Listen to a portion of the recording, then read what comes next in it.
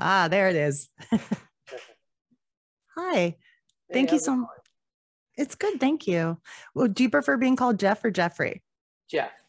Okay. Thanks, Jeff. Oh, great. There's a few coming in. I like that.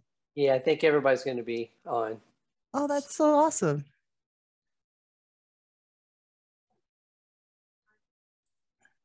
Okay. There we go.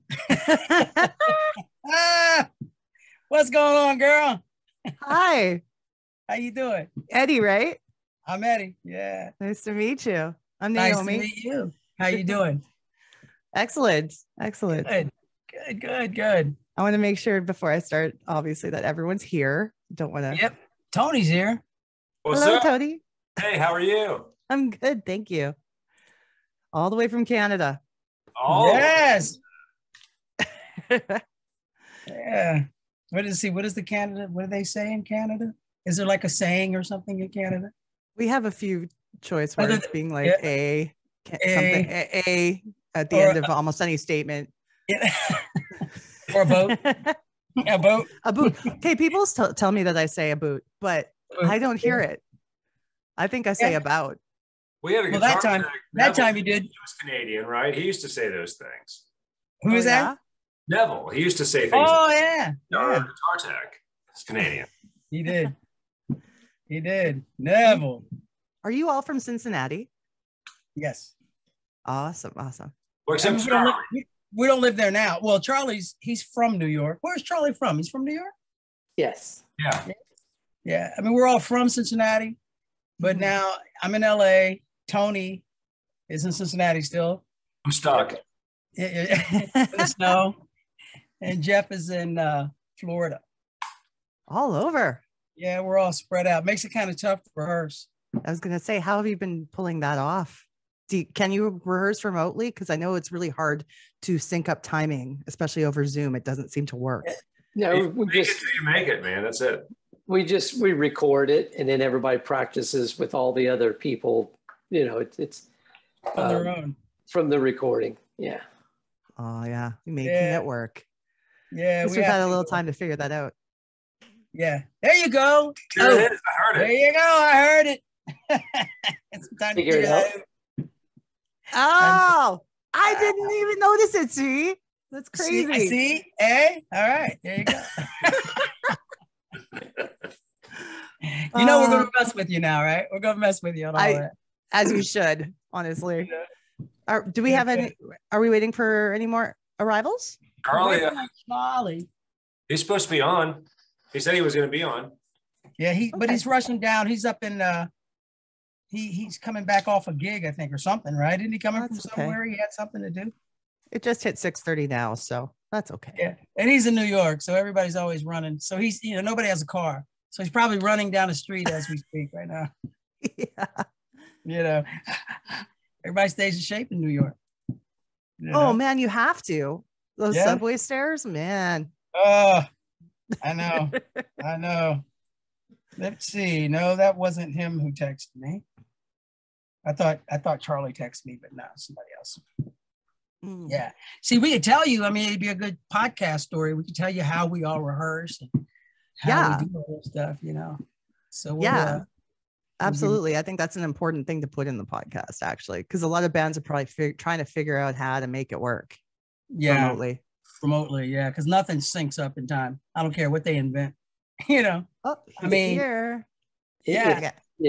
it's technically impossible. They just there is one software, I think it's called, I forgot what it's called, but all the actors use it out here, and they say that it syncs them up.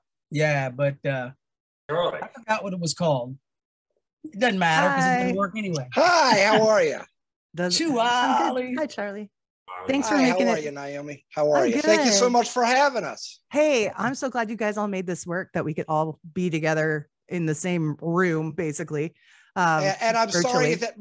sorry that my phone makes it look like I have a greased filter, but my phone's from the Truman administration, so it's been around a while. It's got T9 on it. Yeah, look like it's got some chicken grease on it. Yeah, I'm actually linking through Friendster on this. So that's what it. That's incredible. You can tell, Naomi, you can tell we haven't seen each other in a while, right? Oh, I'm glad we could get know. you all together. I do Yeah. have a couple questions before we get into podcasting type stuff. One of them Okay. being, is it okay if I use any of this video for our YouTube channel to help promote the episode? Yes. Okay. Oh, I'm sorry. Is it okay, guys? Yes. Yeah. Yes. Sorry. Yeah. I always If wanna you make can sure I have take it, so permission. can I. Yeah, all right. If it's okay with you, it's okay with us. And then I was also going to ask, because I know there can be some confusion because there are two bands Mhm. now. I don't want to ask you questions that don't pertain to Reunion of Souls by accident. Do you know No, what I we mean? are reunion of souls. Blessed union of souls. And I mean, Well, that was yeah, I mean, confusing. so yes, we're the reunion of souls because we're the blessed union of souls that reunite. I mean, we're the Okay. 4 founding members of the band. Okay. We're just not using the name. We're using the reunion of souls. You can Okay, ask us that perfect. if you want. You can ask us that in the podcast. It's okay. Yeah, Yeah, because because there's a lot of basically, stories that go back to the blessed union. It's our most of our career. Yeah, we built that brand. You know, it's just you know, the law won't let us use the name. that's exactly what I was like. Okay, I don't want to. And Law Dog don't come around here. Yeah, you know, Law Dog. Savvy. Johnny I Law was- don't live here no more. I thought it was Slaw Dog. Slaw Dog is what it is. Well, Slaw that's- Dog. Hunky You dog. know what? Naomi, you can ask us anything you want. Okay, Don't and worry then about so when I put out the episode, I'm going to call the episode Reunion of Souls and refer to you as that. Just so Yes. that there's no That's problems us. for you.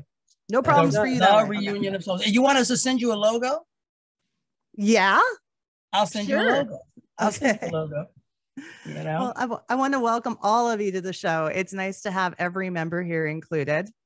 And Thank we are a podcast about, well, we focus on bands who did spectacular things in the 90s and what they're doing now. So tell me, since you guys are the original members of the band, how it all started.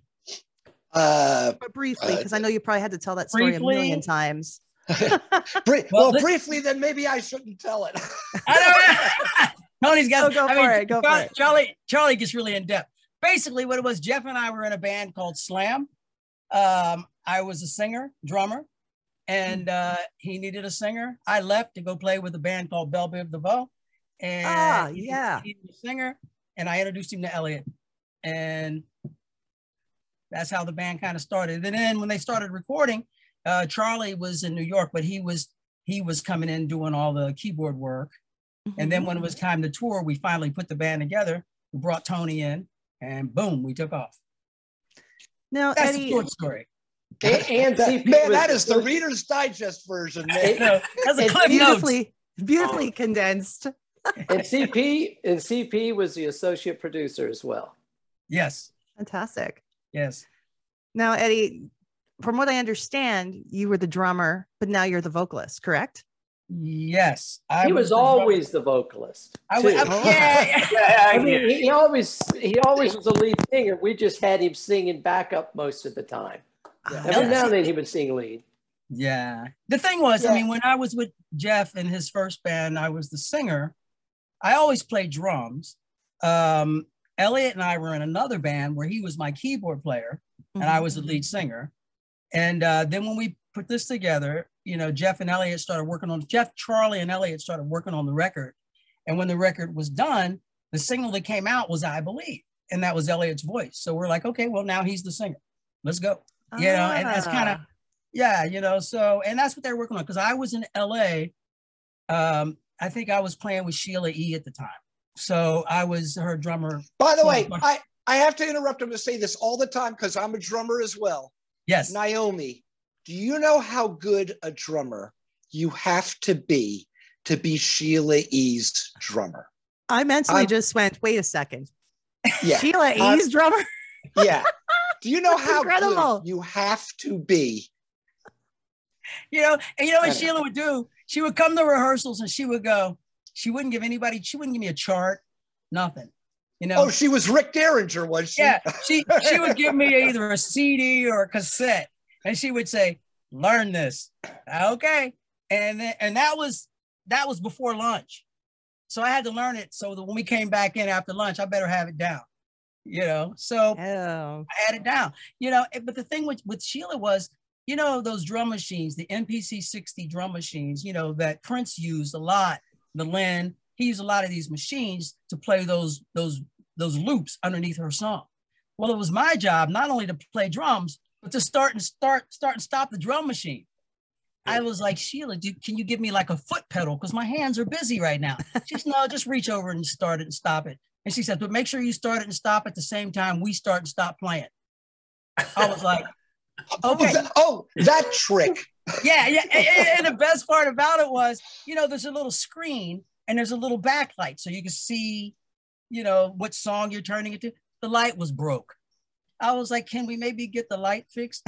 Nah, you'll be okay. Just hold your phone up there or something. You'll be all right. I was like, good gracious, man. This gets tougher and tougher, you know. But, you know, it got me prepared for the Blessed Union. You know? What a challenge. Oh my goodness. We were a lot nicer to him. Yeah. It wasn't as tough. And it was much, and we had more fun on the bus. So And he didn't have to push any buttons. Chuck did that. yeah, I did all the button pushing, except Eddie had to duck for an occasional misthrown water bottle. You got me once. Yeah. You got me once. Almost took me off the stool.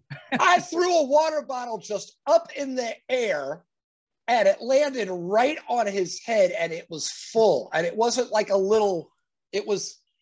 I could never repeat that. If I had aimed, it would have. Yeah. Yeah, it kind of rocked me at the time. We were playing a boom, you know, you go like, okay, so what was that? You know, That was the night that Charlie almost died because Eddie's brother was a drum tech and he saw that happen. And my brother is really protective. I don't know what he thought, but he went crazy. No, I was going to get the double hedges beat down. I know. Yeah.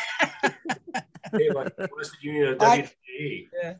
I talked my way out of it with my obvious New York City charm. Yeah. And a gift. Yeah, that too. Bribe. Hey, they don't call it a peace pipe for nothing, my friend. No, you know, they just calm you down. Yeah. I see, because I was wondering if you considered doing some kind of a Phil Collins type of setup there when you were singing. Well, actually, you don't know how close you are. So, the one. He's frozen. Yeah. Who, me? You froze for a second. Oh, okay. I think he really froze. Like it was not tech, it was him. It was physical. The one thing that I never did with the band that I always considered my first instrument to be drums. I played bass and keys live with the band. There was a little bit of drumming that I did early on in the studio with these guys. But I mean, once you bring in Eddie, what the hell am I going to do? But the difference between me and Eddie, the main difference that you see right away on stage is Eddie plays drums right-handed, I'm left-handed. So we have to have two kits on the stage, much like the way Phil Collins and Chester Thompson had it because Phil is a left-handed drummer. So, a huge influence to me. You kids playing the drums, listen to Genesis, The Lamb Lies Down on Broadway. It's the only drum lesson you'll ever need. Anyway, sermon over. But so we have the two kits on stage, and actually we do a double drum solo as part of the show. But, Eddie and I are constantly talking, we're sort of expanding the set list now. So we're talking about Eddie unusually finds it more taxing to be out in front entertaining people than sitting behind a kit and singing. And I kind of sympathize with that, because when I come out front for Oh Virginia, I come back from that. I've been drumming the entire set, and I come back from that I know. Man, what the hell did I just do? So, and just talking to the audience and kind of tap dancing, making sure everybody's entertained all the time, Yeah. So we're always going to be mixing that up. And I just love that, we can both be drummers on the same day. It's an honor for me. I mean, really. Well, and me too. I mean, no smoke, yeah. But it's fun. but really, when you look at a video of me and Eddie doing a double drum solo, it's like we're just in the happiest place on earth. Like it's first of all, it's me and him. We're not dead, so that counts for something. And yeah, we're just doing the thing we love to do. It's just the most awesome thing, and I'm so happy that we get to share that with the fans. Yeah, and the thing is, we just go. It's not like, okay, this is what we're going to play, and then we're going to do this, and then we just go. It's like, I'm usually the guy. Go. No, I'm usually the bossy Nancy with like a plan, but then like it's Eddie Hedges, so no, we'll just go play. We'll just go for it. We just play, and it works out. It's really cool. We have some plans for this upcoming show too. So, by the way, I was going to spring this on the guys later, but I'm thinking there's a part of the show where Charlie, you'll start out playing the drums, and then there's a section where the keyboard part plays, and I'll jump back in on the drums, and then there's a break, and then you can come back in, and I'll run back on. It's going to be fun, and I'll tell you which song that is later. I better bring my Nikes. That's it, man. You got to run. You live in New York. You're used to it. Yeah, New York. Nobody walks faster than Charlie, and that's the reason why. Man, when I met these guys, and we're going to like hip injury, you're getting dropped off at parking lots to go to these big like radio stations, and I get out of the car and I go, and the reason, and these guys are walking like they're in like a field somewhere in like central Ohio, just like they're kind of like grazing in the grass. It's a gas, baby, can you dig it? And I like went zip.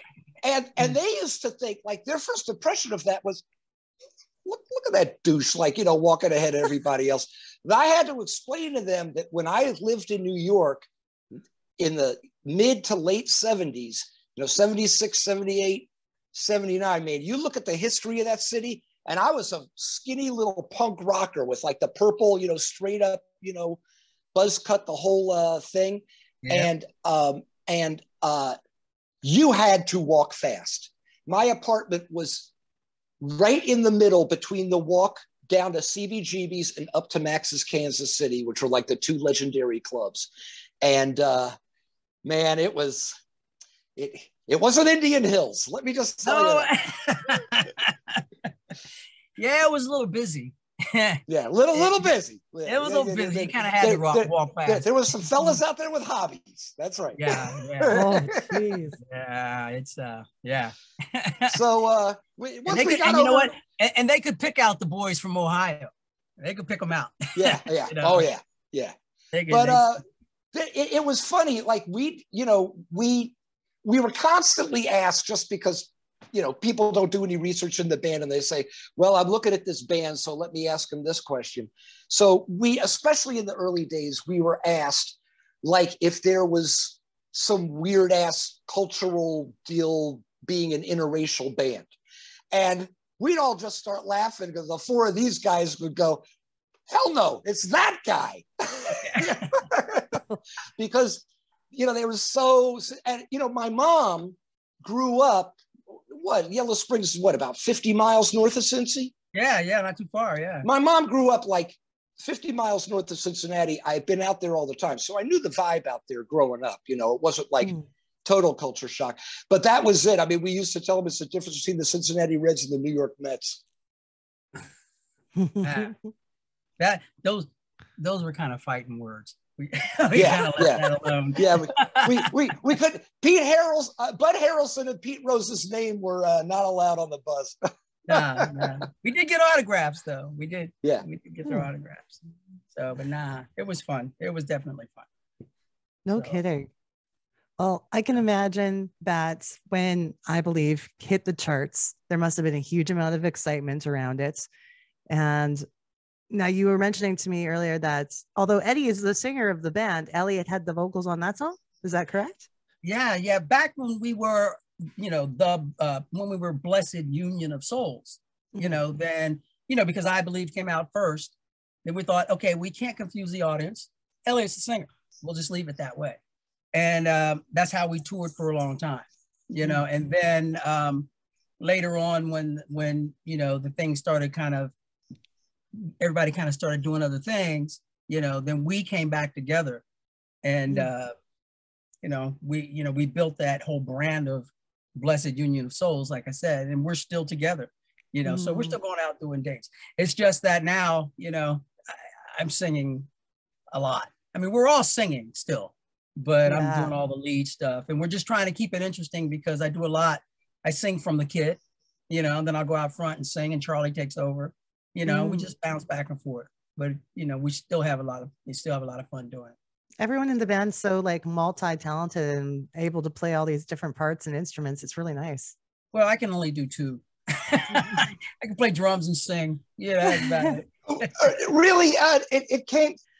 The way it started was just these guys just writing song after song after song after song. I think the count of what we had available to cull from for the first album was about 35 songs.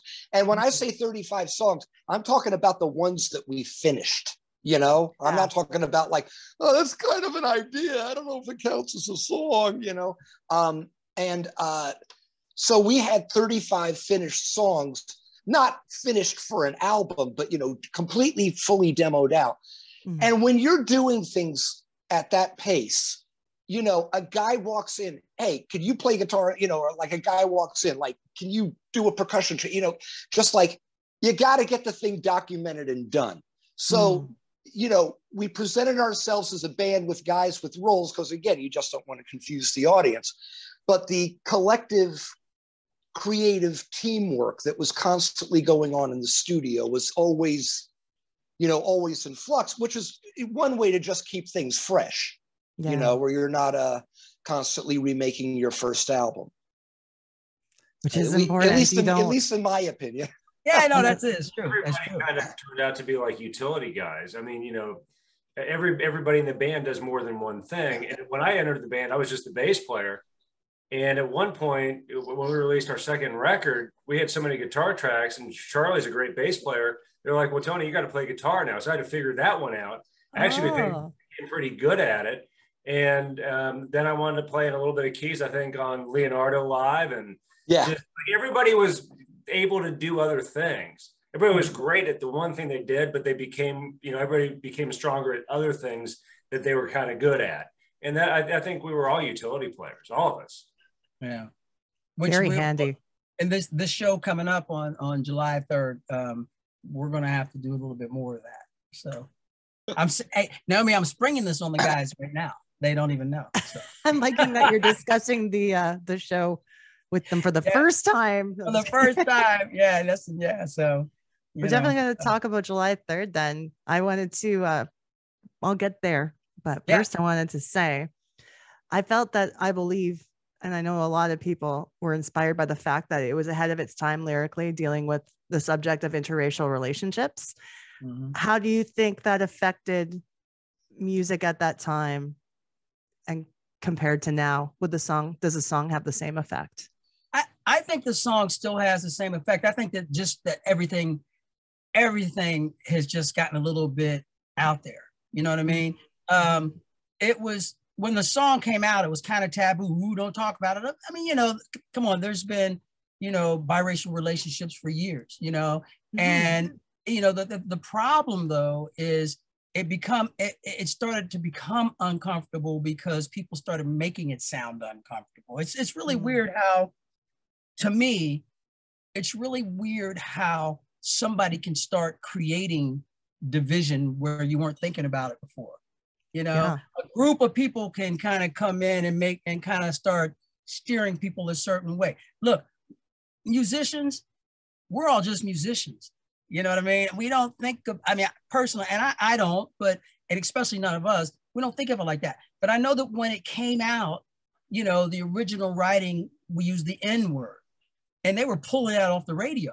We weren't allowed to do it. So it had to be a brother from the street, And I think what people were missing was the actual content of the N word. And it wasn't so much that, we were being, dark in that sense, but it was like, the song was about Lisa's father.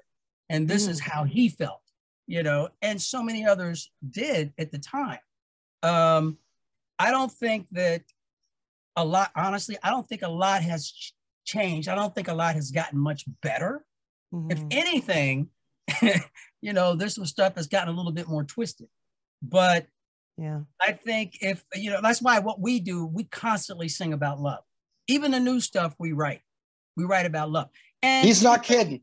You know what it is? It's because think about this for a minute. I mean, like if more people would consider other people, then, and where they're from and what they're about, and, and not be so isolated in somebody else's world. It's like so many times, listen, nobody's better than anybody just because they have more money. Nobody's better than anybody just because, it's any kind of status. You know what? We're all here. We're all human. There's a lot of people that have more opportunities, because of, where they're from, or, color of their skin, whatever the case may be.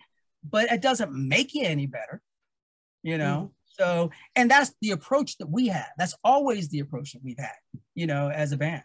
So, I think love is the answer. And that's very, very much the important message there.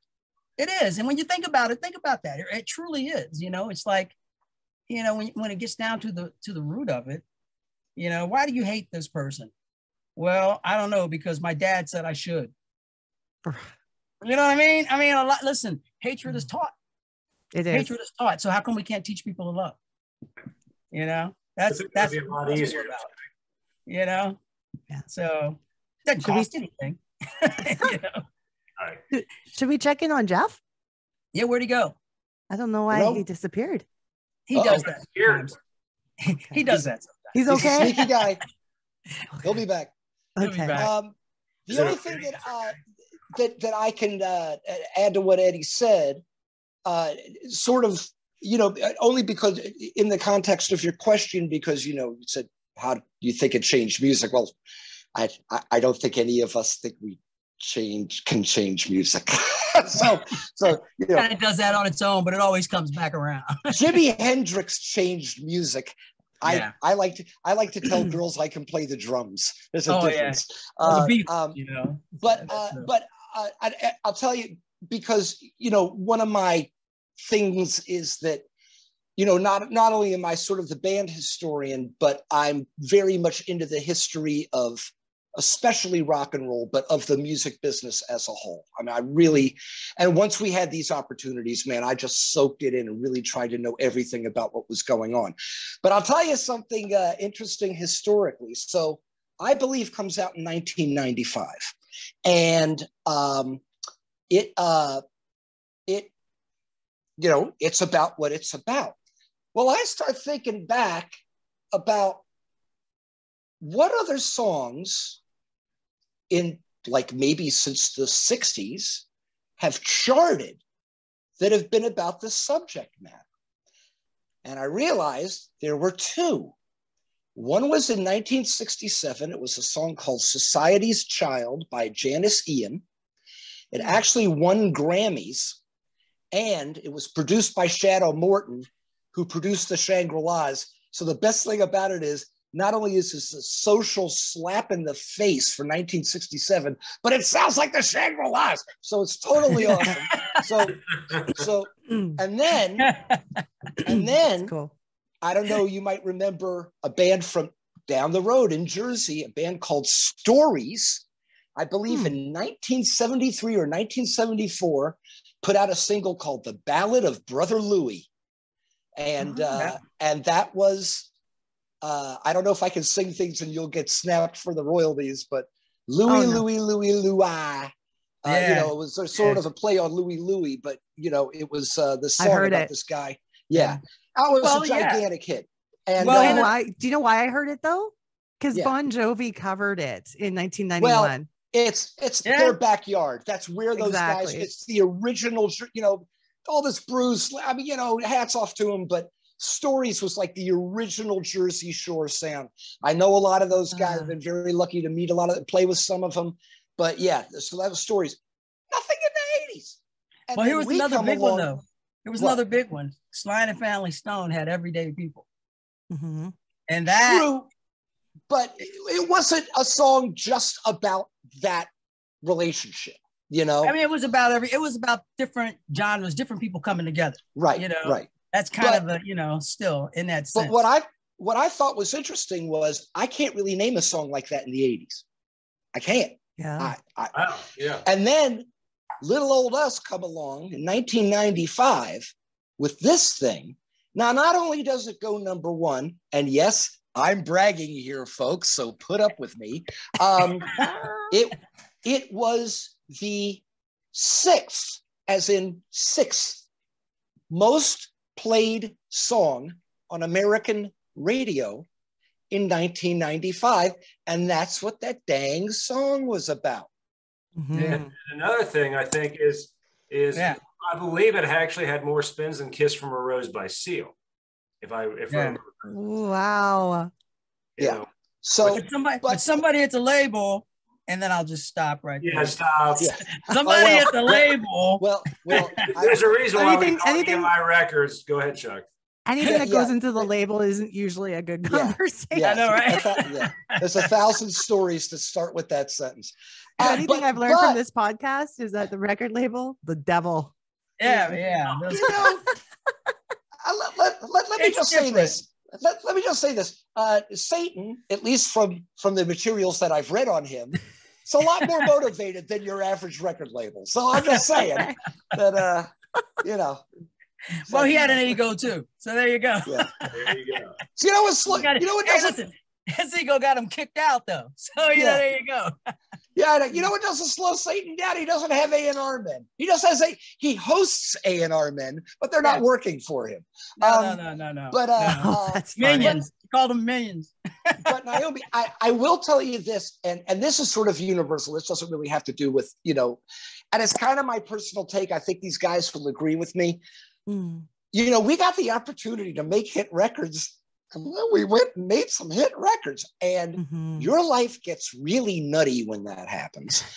But the big thing, which they don't hand you a book for this, is dealing with fans. You know, like, I mean, you can be in a local band and people can adore you, and you can even be pulling 1,000 people in a club. But even with that, they're kind of like all your pals, you know? Yeah. But you're getting, you know, people are walking to a record store in Spokane, Washington, and buying your record, and they become fans. And I learned something. I learned a lot of stuff. It really changes you as a person, like just figuring out how you're going to deal with that, because it's weird. It's really weird. It's great. It's wonderful, but it's not a normal thing, you know? But one thing I learned, and I kind of learned this from, of all bands, the Cars, Rick Ocasek, the way that he wrote songs is, you know, you read a lot of interviews with guys. They write this song and it means so much to them. They put it out and they really want people to understand their pain, because they're putting their pain, their precious little pain, out to you to write this song. But you know what? Soon as that kid hears that song on the radio, it's not your song anymore, pal. You've given it to them. And that's how I've got to look at everything that we did, you know, like the quality of the songwriting, the quality of the productions, the quality of the performances, whatever. But once you put it out there, man, it's theirs to make of it what they're going to make of it. It's just, you know, like when we would make these records, man, I would live, eat, and breathe the records.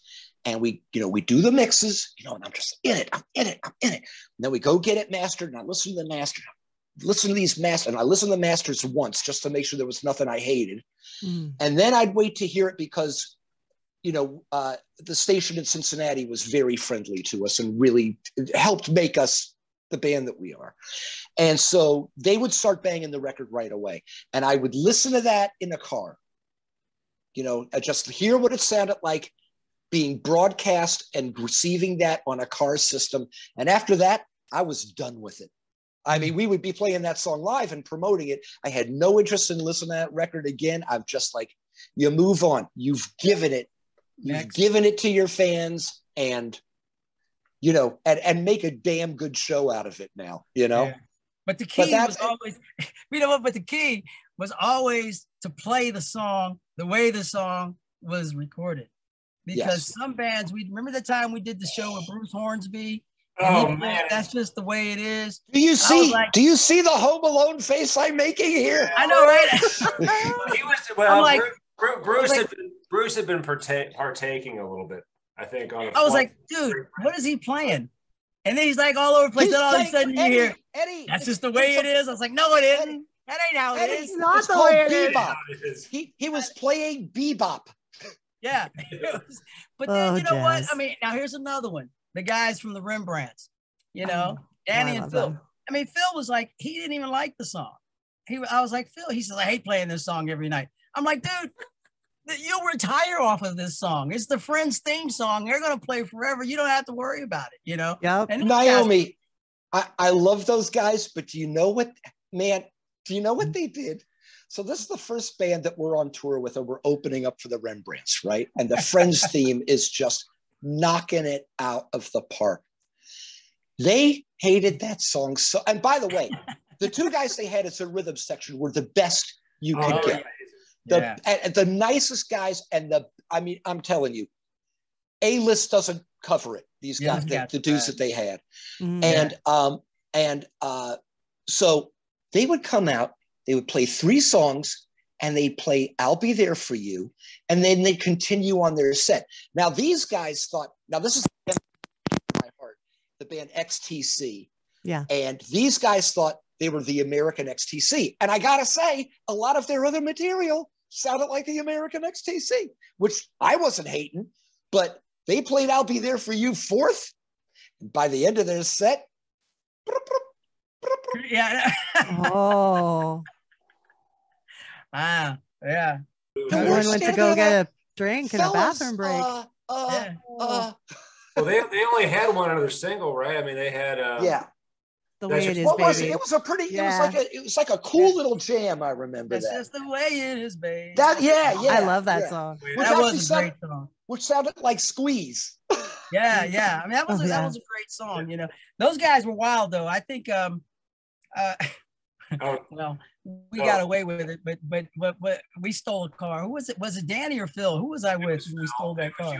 Oh, I forgot about that story. Remember, we were at this club, and there was this dancer. Let's just say this dancer, and she was a little full of herself, you know.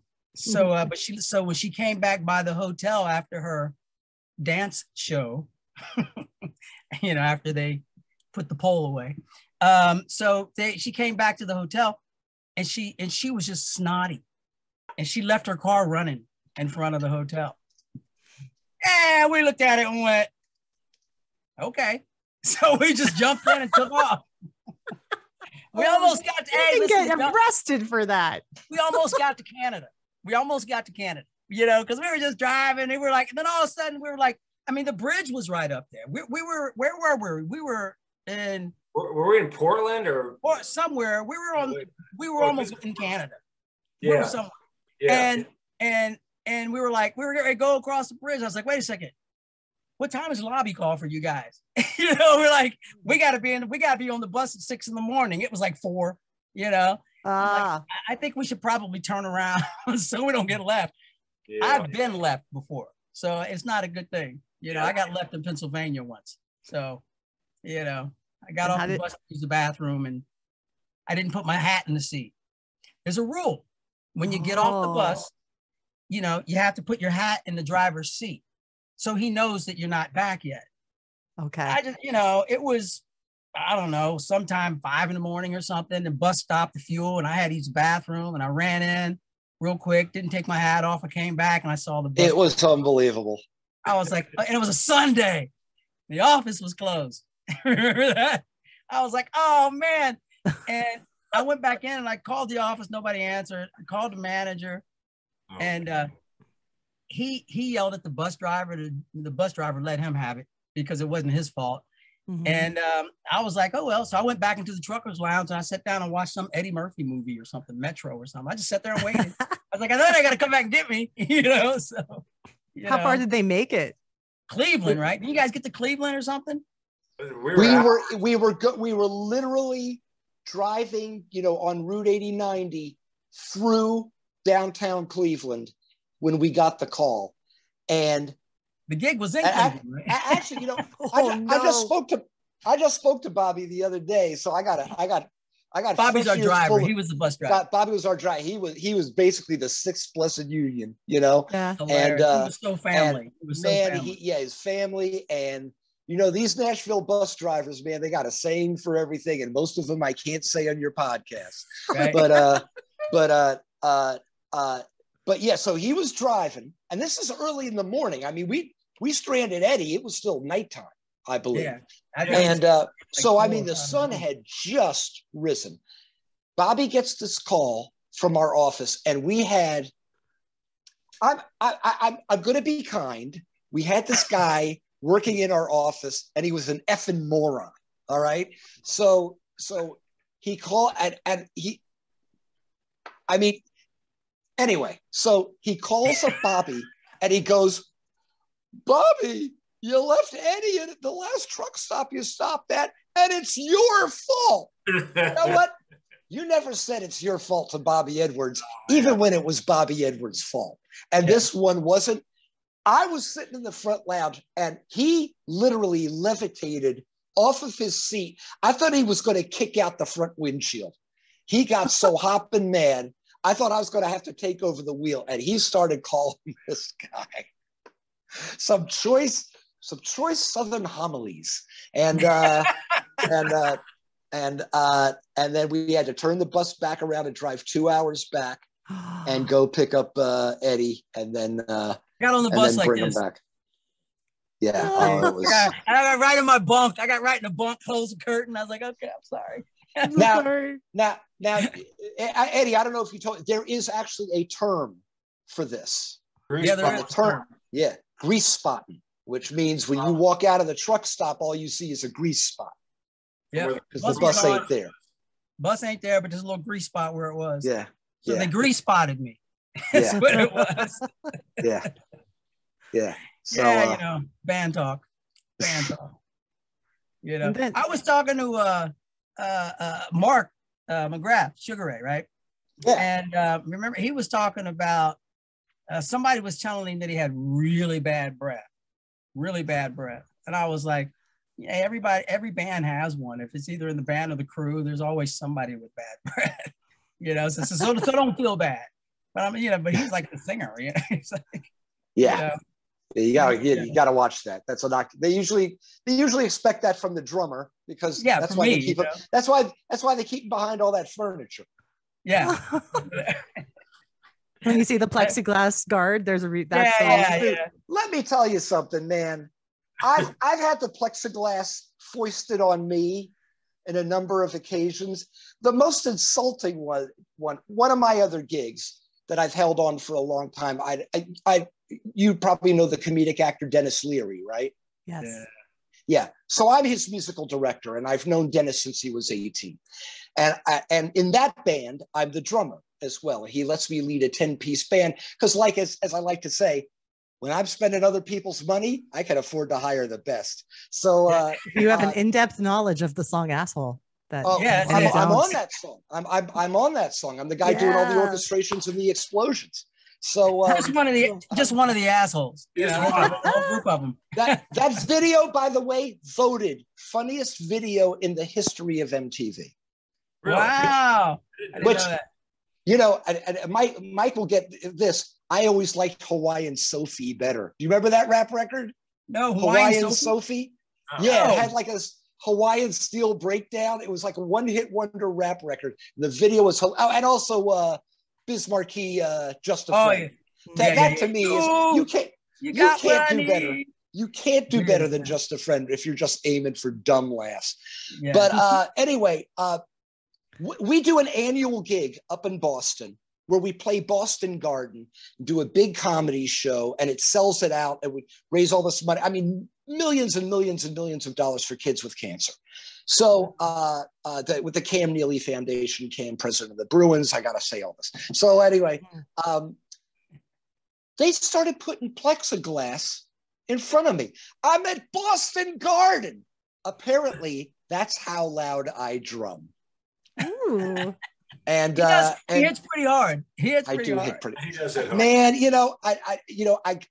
I plied my craft. I learned my craft playing Jersey bar gigs, 3 sets a night, just looking at people shuffle around the dance floor.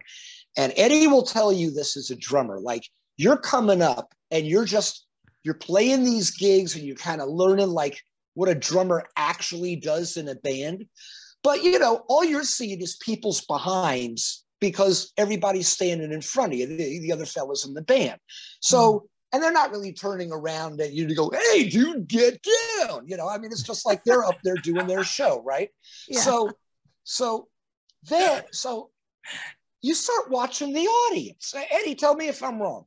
Yeah. And all of a sudden, like, you start saying, like, hey, man, if I switch this beat up, I can make everybody move different. And then, like, if I break it down and, like, get a little bit more on the top, everybody's ass is going to get low. Yeah. And the guitar guys aren't doing that.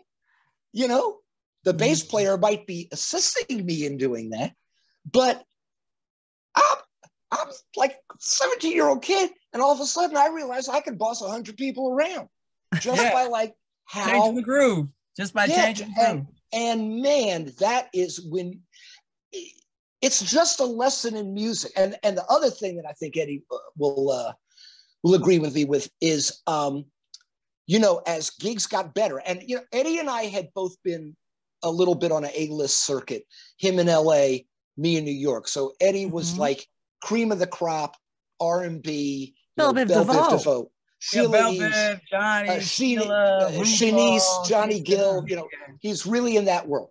I was holding down gigs with Rick Derringer, Edgar Winter, Ozzy Osbourne. Like those were the guys. And also doing a lot of New York sessions. I was the featured keyboard player on the first Suzanne Vega record. It was just like constant work. And so I had, we had both played arenas, but collectively, now we're starting off in this band and, we're taking these guys that have not had that experience into there. And man, you learn so much. If you're fortunate enough to get to play what they call the big rooms, which are like theaters above 5,000 or arenas or stadiums, and you got your show down enough that you can listen to what's going on, like, just like how what you're doing is rolling out over that audience, man, that is the final chisel in like making you kind of like a rock solid performer on that level. And if you listen to records from the early 70s, like, that was a time when guys would make a record and then 2 weeks later they're playing stadiums, It's like, bands like Foghat, Humble Pie, bands like that, just like all of it, even Sabbath, just like Come to America, bang, you're in arenas. You're not playing theaters. They played the Fillmore, and then they're playing arenas. So, and there's, I play with all different kinds of musicians here, but the guys that I get on gigs with who have played the big rooms, there's a zen to the way that they play. Like they're playing a lot, but they ain't playing nothing, And I know that Eddie knows this vibe as well, just like, but you get that experience. And that really, like, especially after we put out Walking Off the Buzz, where we really got, there weren't a whole lot of bands back there that got a second life. And we saw a lot of bands that did not deserve this. To really coast for years and years and years and years and years on one effing song. I mean, yep. We're over there tap dancing, trying to I used to tell the fellas, and a couple of them would get a little angry at me when I told them this, when I would say, hey, look, y'all can consider yourselves the most wonderful troubadours in the world, and we're just coming up with this stuff like we're just blessed to be writing these hit records. But let me explain to you what your job actually is. Said at 8 o'clock in the morning, radio station's going to play a 2-minute commercial block. And then there's going to be 4 minutes of dead space. And then they're going to come back and they're going to play 4 more minutes of commercials. Your job is to come up with something better than the guy that Christina Aguilera hired to fill up that 4 minutes. And if you don't, then we've completely messed up. So don't kid yourselves about what our job is. You've just got to come up with a better 4 minutes than Christina Aguilera. Can you do it? Yeah, right. Well, do you have enough money to do it? That's the whole premise of radio. I mean, that's the whole premise of radio, is to sell advertising. I mean, it's like, you know, but that was the thing that we were just the advertisement for the advertisement. That's all it is. Mhm. Yeah. Yeah. But that was the thing that we were really proud of, is that we launched this factory out of a cinder block room in Cincinnati, Ohio, on the banks of the Ohio River. I mean, I'm not being romantic. That's exactly what it was. Yeah. And some outside producers tried to muck around with things on the first album. We got most of it back. There was some stuff that could not be repaired. Oh. And you also pick and choose your battles with the record company. Mm-hmm. So, you know, the stuff that could not be repaired, at the end of the day, all came out in the wash. But after that, I mean, the next 2 albums, that's us. That's just us, you know, just literally trying to do that, come up with the better 4 minutes. We knew how it worked out, but, you know, we were the kind of band, you know, we were adopted by pop radio and we accepted that, you know. So there were radio festivals we'd show up to. We were the only band with a backline, and we're on a bill with 12 other acts, and they're all track acts. You know, they're all boy or girl bands, and then there's us. Well, we did the country thing for a minute too. Remember when we did the CMT thing? Yeah. We were playing in Walmart parking lots. They would set up these huge stages in Walmart parking lots across the country. And really? I forgot, we were somewhere and we're on stage, and you could look, it was really flat. I don't know if it was Texas, where it was. It was Texas. You don't see this anywhere else but Texas. It was a tornado. We were like, wow, there's a tornado. You could see it in the sky while you were on stage. It was just going across the thing, like, and we were just jamming stuff. The tornado was far stage right. Yeah. And yeah. It was behind the monitor guy. I think it wanted more wedge. But anyway. I want to say that, like, I Want to Be There was, I mean, we did the Crook and Chase show, and that was Nashville. Yeah. I kept getting royalty checks for it. But wasn't I Want to Be There, even though that was a pop radio hit, didn't that cross over into country music? I mean, crossed over a little bit in the country. It was like in the top 10 of CMT for a while, wasn't it? Or something? That's how we got on that tour. That's how we got on the CMT tour. Yeah.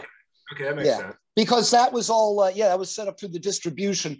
And actually, that was the tour. Okay, I'll tell you what, you know, all of these people are dead, or at least I wish they were the richest people in the cemetery. But let me tell you a little story. Let me tell you a little story about how wonderful the record business was, Naomi. Because I know you think, because I know you all think it was just like peaches and cream, and like everybody got 4 girls to carry them around in a throne.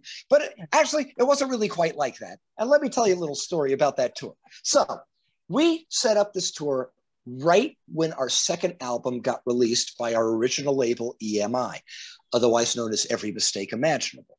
And there it is. I do it.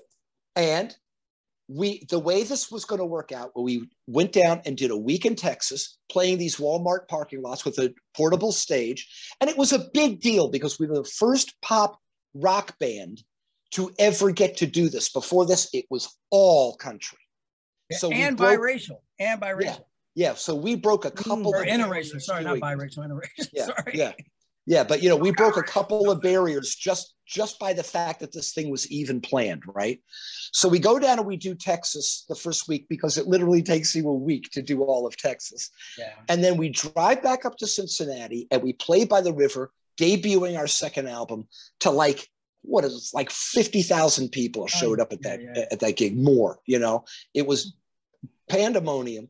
And then we turn the bus right around and we drive back down south. And now we're going to start in Algiers, Louisiana, which is basically right across the river from New Orleans, and make our way across to, I think, Tallahassee, Florida, play all the Gulf states, right? Mhm.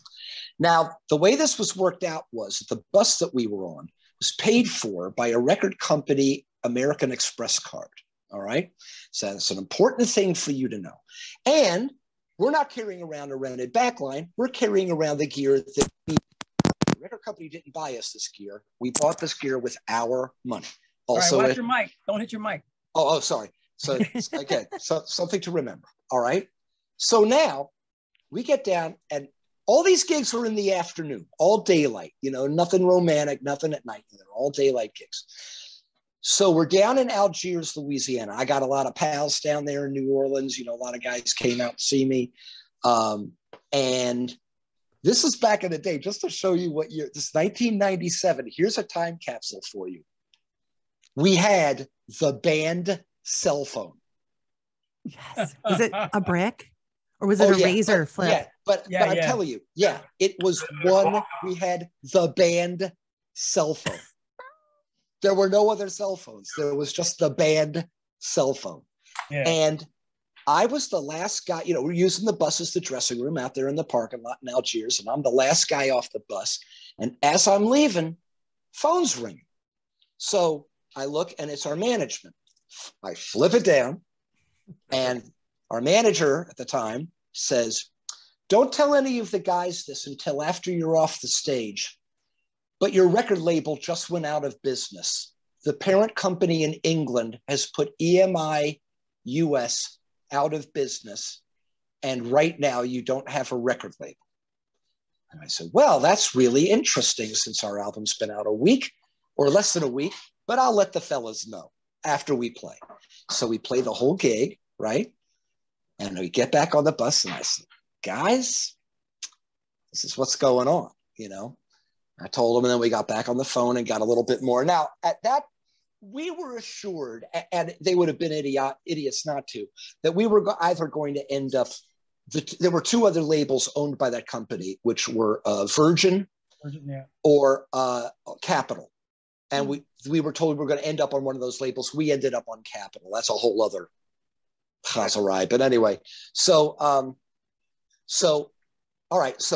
But we still have to do this tour because this is for Anderson distribution, and we can't make these gentlemen angry at us. But here was the thing. When the label folded, they closed all the corporate accounts. So all of a sudden, the bus driver's boss calls us up and says, "Well, what the hell, man? I can't draw on this credit card anymore." And we said, "Well, that's fine. We're going to finish the tour, and we'll get them to pay you through another credit card, like a Visa or a MasterCard." "Well, I don't accept those." Really? So we got a problem. So here's what happened. And I can't believe that people agreed to do this, because I flew back to New York after the Tallahassee gig, and I didn't realize this was going to happen. That guy, the guy who was the boss of that bus company, decided that what he was going to keep for collateral was our gear.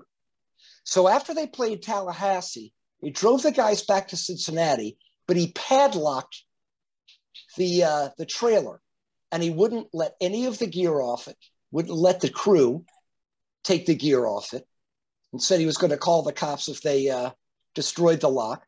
And he drove that bus back down to Nashville, and our gear sat in a hot parking lot in that trailer for a week until we could get somebody at a record company to pay this bus company off.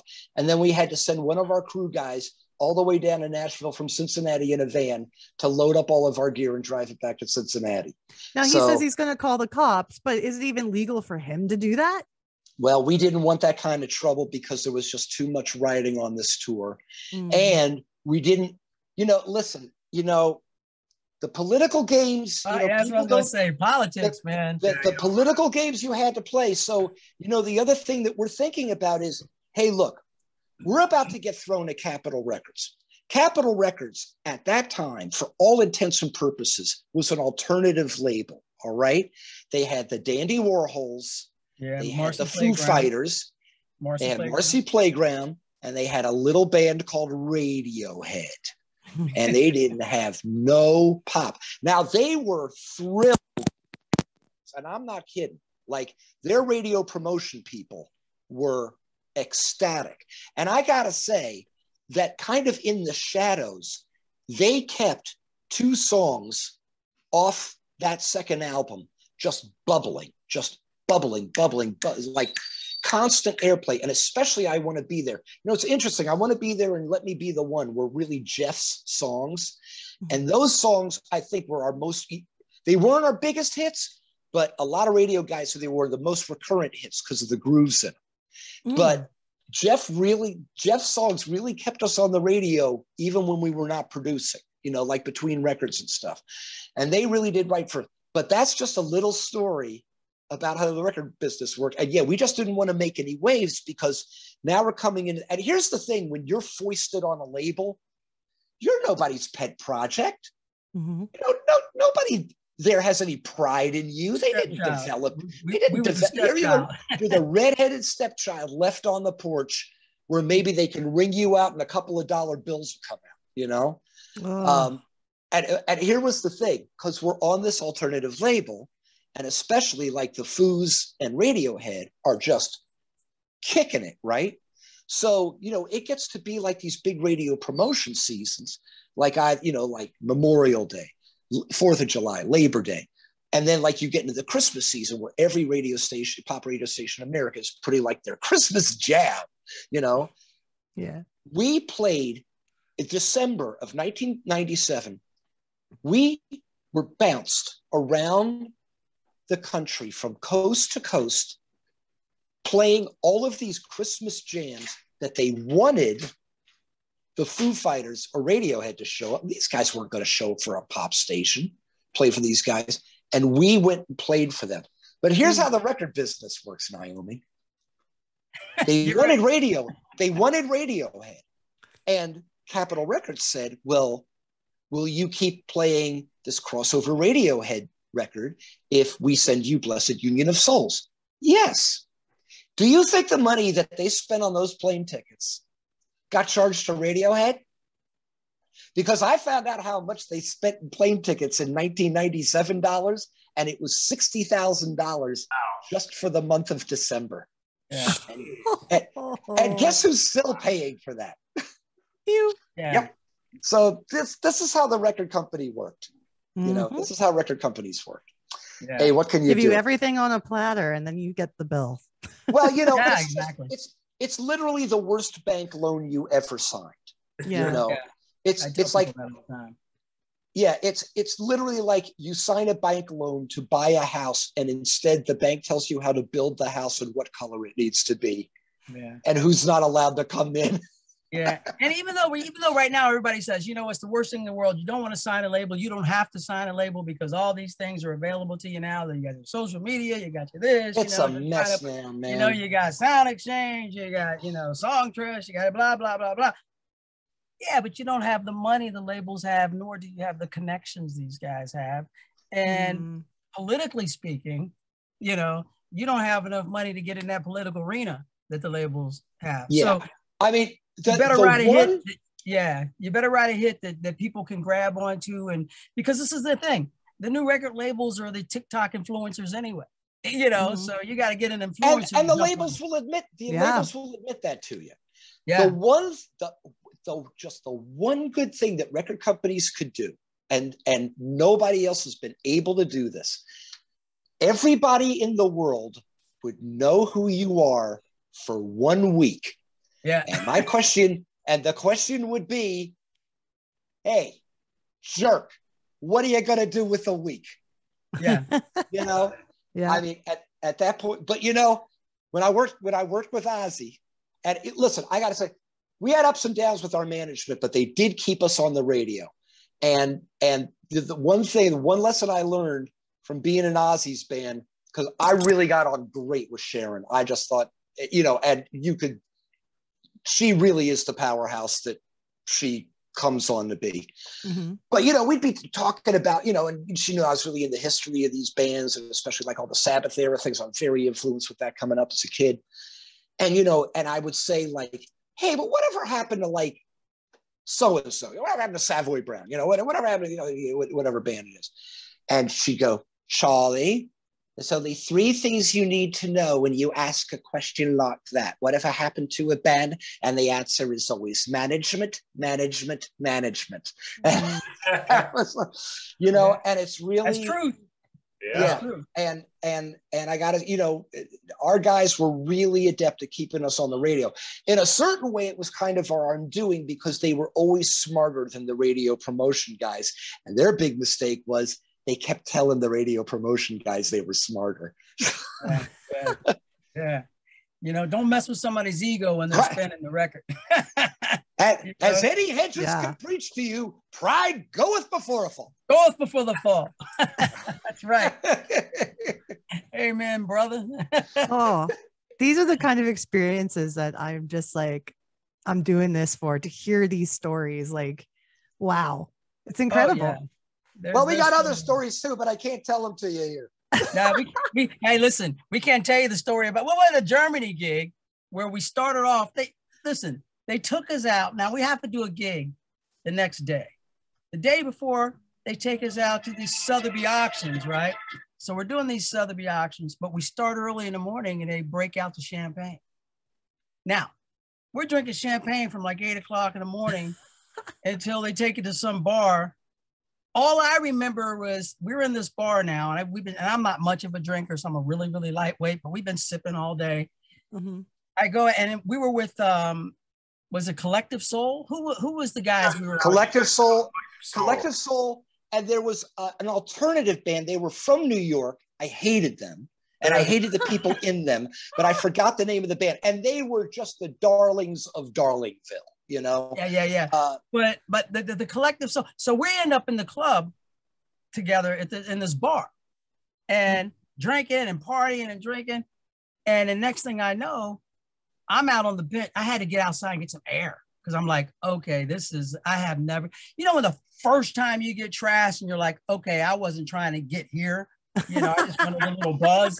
You know, and now you can't control nothing and you're throwing up all over. So I'm sitting out on this bench. And we're in the Black Forest in Germany somewhere. Next thing I remember, I'm in my hotel room. I woke up the next morning in the hotel room. Don't know how I got there. And it was one of those rooms where it's like a tri-level hotel room. That hotel was nuts. It was crazy. Got my room in there. I don't even know how I got around it.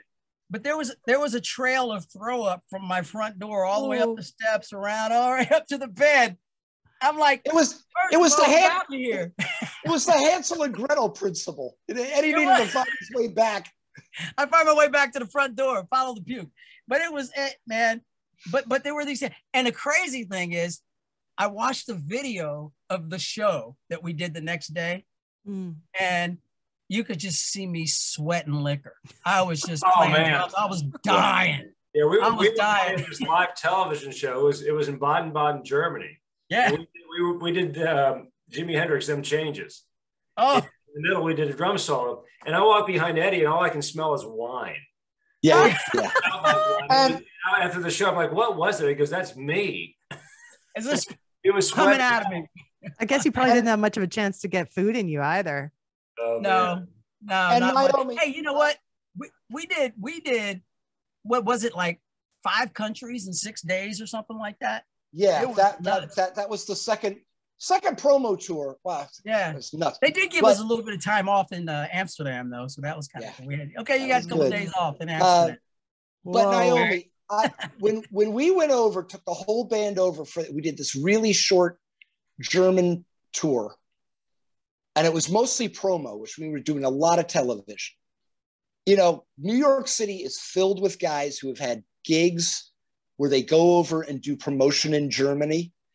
And I've asked all these heavy hitters here, what's the strangest experience you've had professionally? And we all agree it's doing German television, especially German morning television. They have some freaky shows. It's literally like you're on acid. Nothing makes, I mean, they'll have an oompa band, and then they'll have like some little kids like dancing to like a hard techno track, and then like a dog act with some magic, and then blessing you to your souls, and then like, you know, it will be like, you know, another thing. And it's just And you're just But you know what thing that got me the most was when you're sitting in a hotel room, I'm in the room and I'm watching TV and I'm watching these commercials. There's a shampoo commercial. This woman's in the shower. This woman's in the shower. Yeah. And you see this woman, it's a shampoo, and she's in this butt naked in the shower. I'm like, can they show that on TV? I'm like, I want to get that shampoo. Yeah, Really? Yeah, exactly. That was going to be my point. Eddie, you know what happened after that? They sold a lot of shampoo. They sold a lot Europeans are very open to nudity. Yeah. Yes. Yes, they are. I've been in these off years. I've been very blessed to go over to Europe a lot with. He's now retired, but a guy named Garland Jeffries, who you might remember, as his keyboard player for years and years and years, and also my band I had called the Liza Colby Sound, and we were going over there and playing, and it's fantastic over there, man. It's just, and I gotta say, the other country, because Eddie and I were there a lot in the late 80s. And then I wasn't there until like 2016, maybe 17. And then I was there 2 years in a row. Japan is like a completely new country now. It's just completely different. And what is different about Japan, Naomi, I think you'll like this, is that women have kind of taken it over, which was only an improvement, would only be an improvement. The first time I went over there in the late 80s, if I had even suggested that maybe a woman should be working front of house or running monitors, I would have been laughed out of the theater.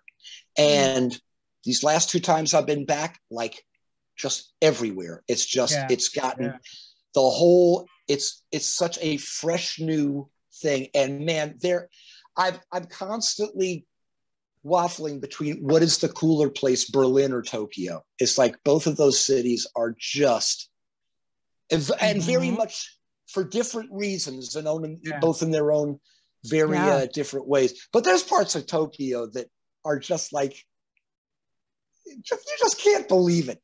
That's my number one bucket list trip is Tokyo for me. You gotta go. Yeah, you gotta go. And you know, when you go there, you know, you're going to be expecting everybody to be like this big technological thing and, you know, trains coming out of buildings and, you know, just like completely insane stuff. But one of the greatest things in Tokyo, man, you got to go to the parks. The parks are insane. And it's like, they know the park is in Tokyo. So the whole point of the park is, let's forget that you're in Tokyo. You know, it's not like Central Park where you're constantly surrounded by like all these gargantuan buildings, which is a cool effect. You know, don't get me wrong. I love my city, but the whole point of the parks in Tokyo is like, okay, now you're in the park. You're not in the city anymore. You're in the park, you know? And oh man, it's just awesome. And both those cities, they're hard to find a bad meal in. Well, I tell you where it's hard to find a bad meal is Italy. Oh, Everything in Italy. When we went to Italy, went to Italy. It was something else. I don't care where you go to eat. It all just tastes great. I don't understand it's the soil or something. I don't know what it is, but it's great. We did when we went to Italy, we did some of the strangest promotion things we ever did on television. And Tony wasn't with us on the first trip. Oh, yeah. So, well, you know, because record companies don't want to spend money. So, and I got to say, they kind of spent money on us on these trips. Like everybody had their own room, you know, again, it was them trying to put us. So we had to go play in Parma at a castle. And we're playing, I believe, and we had to lip sync it. And these European record guys didn't appreciate, I mean, look, not that I need my butt kissed, but, you know, but they didn't appreciate that was kind of an insult to ask American band guys to do. You know, it's one thing if you're playing bandstand, that's Dick effing Clark, you know, but I mean, really, you know, heart to heart. That's very commonplace on shows like Top of the Pops and. We played live on Top of the Pops. Harumph. Pulled that off. Good. But and Celine was there though, and Celine, but she did a track. Yeah, but she sang live. And we could hear her voice louder from where she was standing than through the PA on top of the pops.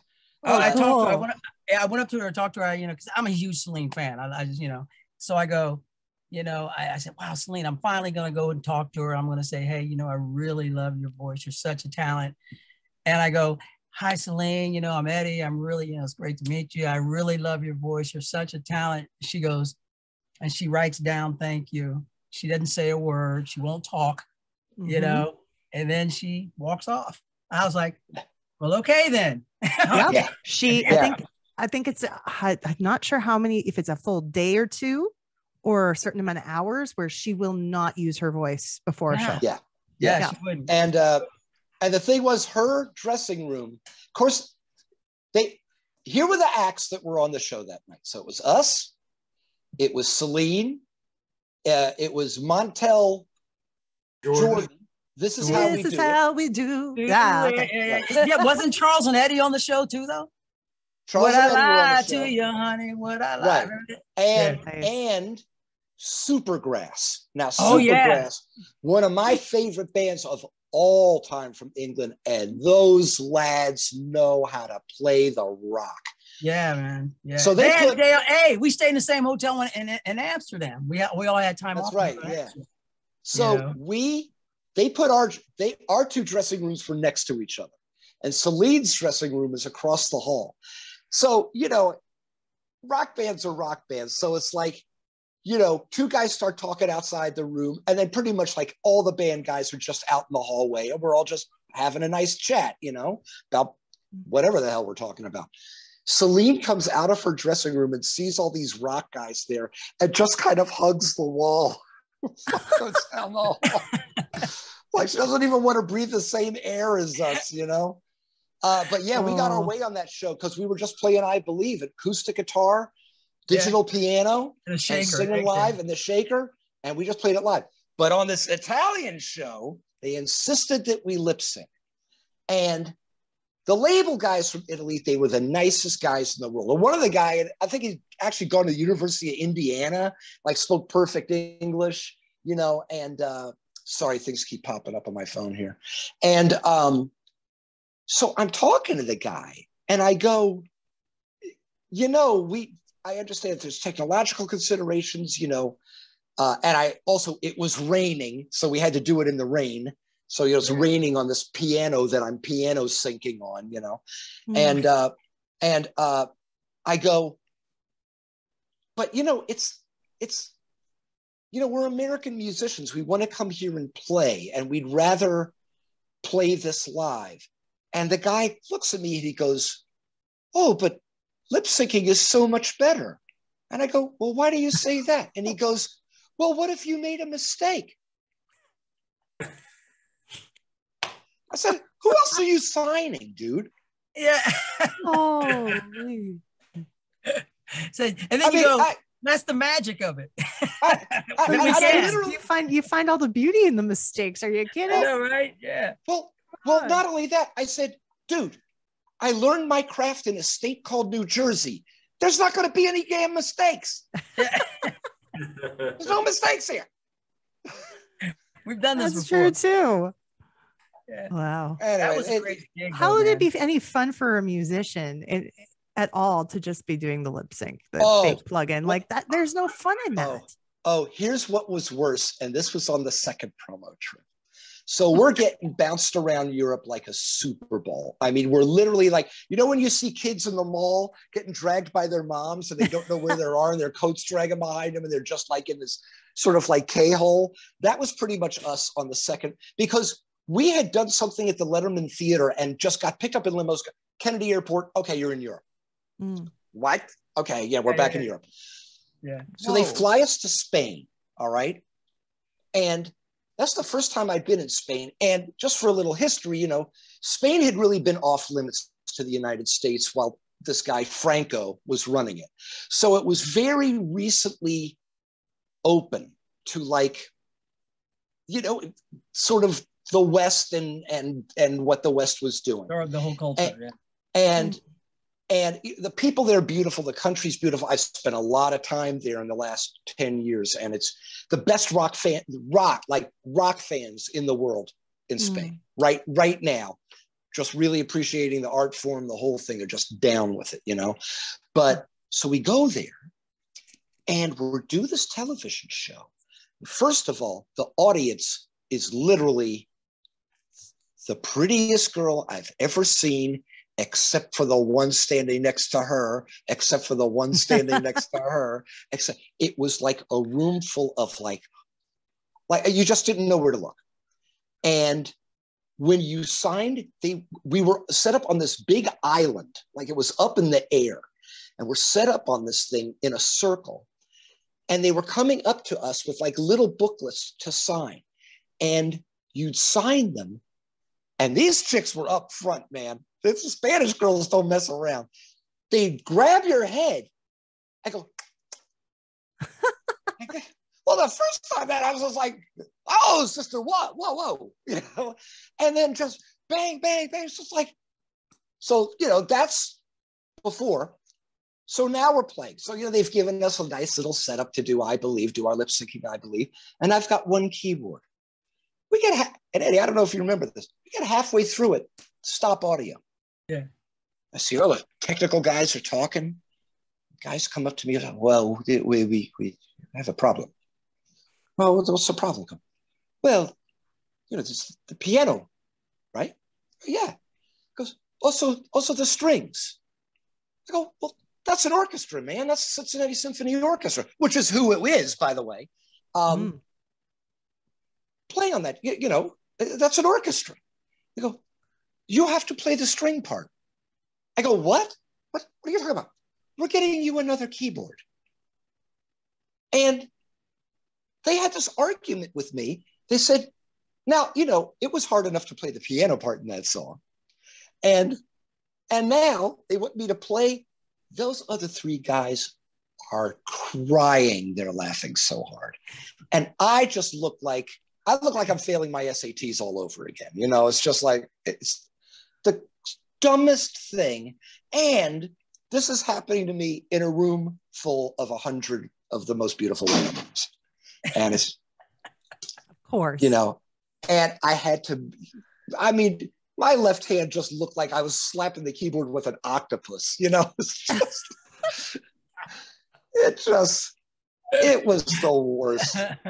Anyway, that's you take your chances when you do international promo. Yeah, you know, you take your chances when you do promo. Right? Yeah. They just go here, go there, do this, do that. You're like, okay, yeah, because you kind of have. Oh, and you know, my favorite movie in the world is the Beatles movie, A Hard Day's Night, and not just because it's about the Beatles, but I mean, I started to notice this, you know, with the good things that were happening in my life before the Blessed Union. But with the Blessed Union, the spookiest thing about A Hard Day's Night, because, you know, you watch that movie, and that movie is brilliant. You watch that movie, but, you know, it's so exciting, and it was the beginning of the 60s, and everybody was so full of hope. And you're watching the Beatles being rock stars in England. And, you know, that whole movie was completely filmed before they even came over and played Sullivan. That movie was already in the can. So I'm sorry, I'm a big historian about this. So, but you know, you look at all the stuff that happens in the movie, and even the stuff that's played for laughs, and you go, well, that's great. The Beatles made a really funny, entertaining movie about their make-believe rock star lives. Then you get in the Blessed Union, and everything in that movie starts to come true. And Paul's grandfather in the movie has the best line about doing that for a job, because he's come along for the ride with the guys thinking it's going to be this great vacation of just like sun and fun and women and lollygagging around. And he's very disappointed and complains to the guys that so far I've been in a train and a room and a car and a room and a room and a room. And that's it. That's what it's like. That's it. Just, and everything else in that movie, all the goofy stuff that happened, a version of that we experienced. Well, and the best too is you tell somebody, yeah, man, I've been around the world a couple times. Did you enjoy it? Well, it was all through a window. Yeah. Yeah. That's about it. You don't get to really take it in. No. Especially when you're in like the height of what's happening with the music on the radio and everything's going and going and going. Right. The first time that's why they gave us 3 days off in Amsterdam. Yes, a great place to have 3 days off. One of the last European tours I did with Garland, we did a little bit of England and then went into Europe, or a long haul tour. The way it worked out, the band had 3 days off in Glasgow. Wow. Wow. I don't know if you know of a single malt called Ardbeg. Oh. No. But I'll tell you what, it makes the haggis go down real nice. Makes the what go down? The haggis. Oh, you don't know what haggis is? No. That's Scottish soul food, my friend. It's basically all the stuff that you don't use from the animal you butchered, tied up, I believe, in its stomach, which is then cooked forever and then presented. Now, I didn't have it in the stomach. I had it more as like, it was almost like haggis burritos, kind of. But they would have these things in bars and tell you hit the spot after 2 Ardbegs because I'm a lightweight. Didn't you get sick on that during the Mike the Mechanics tour or something? I didn't get sick. That was somebody got sick on Indian food. Yeah, but that wasn't me. I got sick on sushi in California. You had to come in and experience. Oh man, the whole I told you, poor Tony was my go-to guy, man. I get a phone call.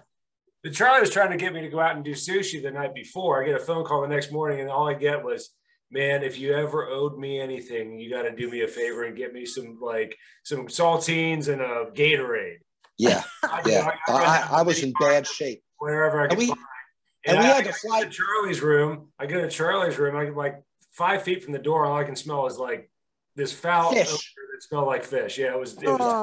Yeah. But it was bad. The bad thing was we had 2 shows that day. Day?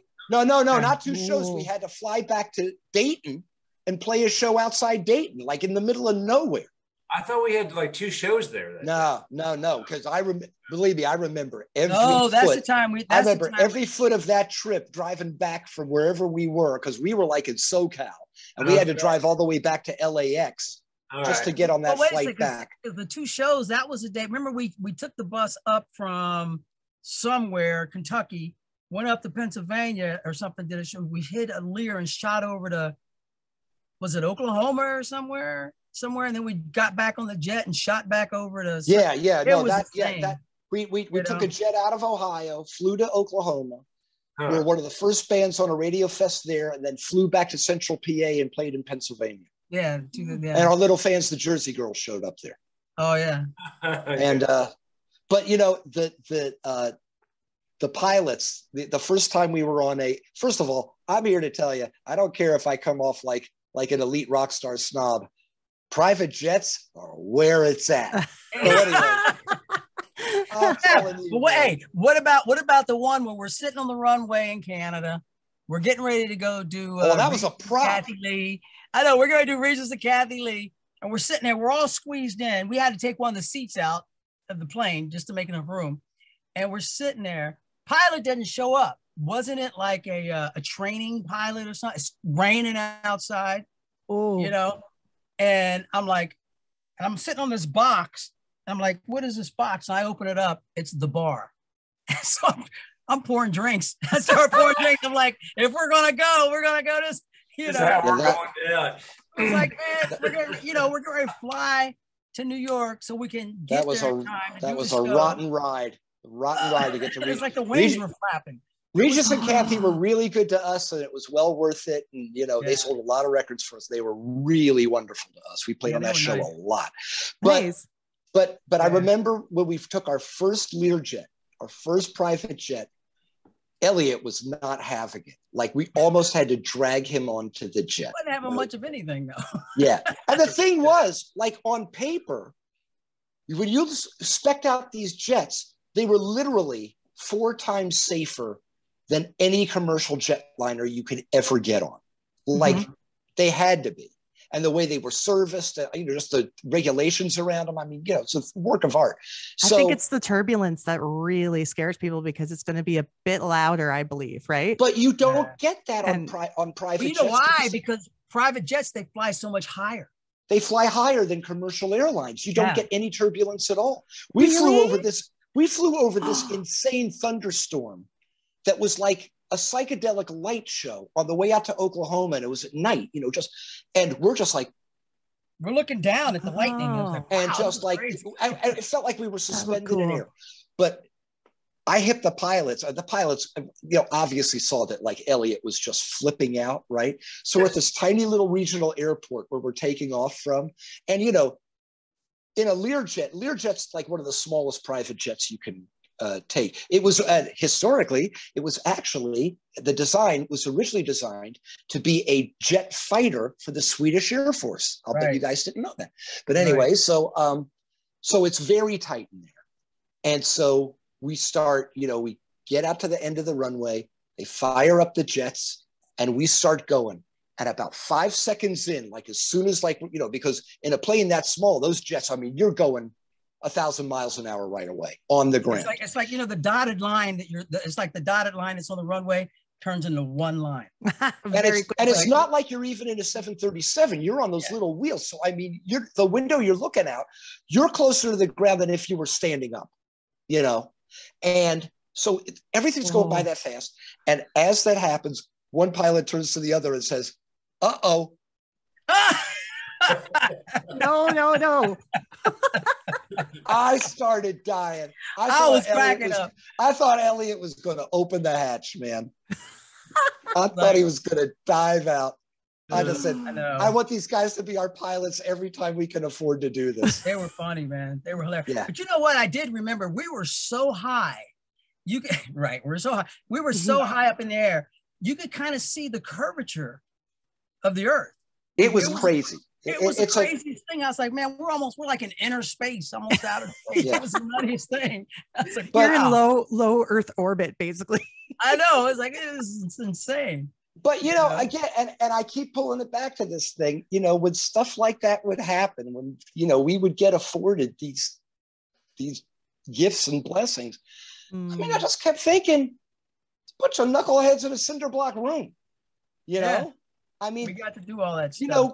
Nobody came in to save us. We did this well enough to get this, and that's always where I was with it, I still am with it, And you know what the whole thing is? I mean, and there's still more to do. Yeah, you know what? And that's exactly it. We've done a lot. And even through all the changes, I think when it's in your DNA, you're just going to keep doing it anyway. And we're actually blessed that we're all still friends. We're all still buddies, and we can keep doing this until they tell us to stop. You know, like I said, we'll come back, and music changes. But it's funny because it's a wheel. It comes all back around again. I mean, right now, the hot stuff is the 60s again, basically. I mean, the stuff that was hot back then, and people just added some stuff to it, and it's always that way. So it's funny for me because and probably for Charlie too, because we're producers and we're working with other artists. So it's funny because they're like, "Can you do like the new such and such and such?" I'm like, "Well, he's just doing James Brown." Or he's doing Marvin Gaye. Or he's just doing Wilson Pickett. This isn't new. Listen to this what I'm going to pull up for you on Spotify. I know. This is the original version. Yeah, and then you got like, Batiste, he's doing the same thing. And Bruno Mars. Bruno. I love what he's doing. He's awesome. He just does it so well, I love Finesse because it was like New Jack Swing. Oh my goodness, I miss you. He was so groomed. He was so groomed as a child, in that style of music. He just brought it over. The same thing with Lenny Kravitz did. I mean, the thing is, like, if you keep doing the same thing, it's going to come back around, and then it'll be your turn again. And it just so happens that's what Bruno, Silk Sonic, all them cats, man. They're doing like the Impressions. I mean, they're doing all these old R&B groups, and it's like, and they're using the old synths, the old Junos, and the old, all the old sounds. And it's like, people are like, that's so great. I'm like, yeah, but we did that, 20 years ago. It's just come back around, But that cat, the thing about Bruno, which I really, really dig about Bruno, is he is an entertainer. Those cats are entertainers. And that's what you miss. That's what I missed when I started going to concerts anymore. I missed the whole entertainment of it. Yeah, I can get into the fact that this cat's a mean guitar player, but the guy's a great singer. But I wasn't being entertained. There was no, talking back with, there was there was just, crowd interaction. Great. Yeah, there was no interaction, and just style on stage. These cats, man, and that's what it used to be, It's gonna come back around though, or wait till the boy band comes back and they're dancing, everybody's BTS again, It's like, why not? The boy band cycle goes for 5 to 10 years, right? Something like that. Yeah, I think it's actually gotten even more and more current. But actually, though, I was talking with Tony. I gotta say, I really like a lot of K-pop that I hear. Dude, yeah. And I pointed something out to Tony that's, around the time that, around 2000 and a little bit before that, when, especially with the emo bands that came in, the way they started mastering records actually got a name in the audio community, and it was called the death of music. And what they did was, and what they were referring to as the death of music was, if you looked at the waveform, right, of the recording of the single, it looked like an electronic hot dog. There were no tapers of dynamics. Everything, it's literally what I call everything's louder than everything else. They just pushed everything up. Boom. And it became very, very fashionable around that time to start mastering. Now, the original idea was, well, we want to have the loudest thing on the radio. But the thing is, the radio compressor is going to hit that after the fact and compress. So all you're asking the compressor to do is knock your record in the ass even more. So I don't know how that works out. There was no dynamic range. There was nothing. It was just radio, a wall of sound. Sucks everything down. I mean, we go down to like 10 to 12 dB on every record at iHeart. And and then, even like, a lot of the modern stateside stuff, it's so based on this club sound. So like, all this modern pop literally sounds like I'm in a club in Ibiza in 1988. It's like all these tracks sound just like that. Like, what are you doing? Well, because they're all using the same. They're all using the same plugins. Right, they're all using the same plugins. And all the plugins are modeled on what the DJs were doing in Ibiza in 1988. I know, right? So they have to slap that on. Look, I'm not lying. I'm not lying. I know. But also because a lot of the American music is so bass heavy, it's just like boom. It's got to have that. What I'm digging now. What I'm digging now is, I'm just digging country.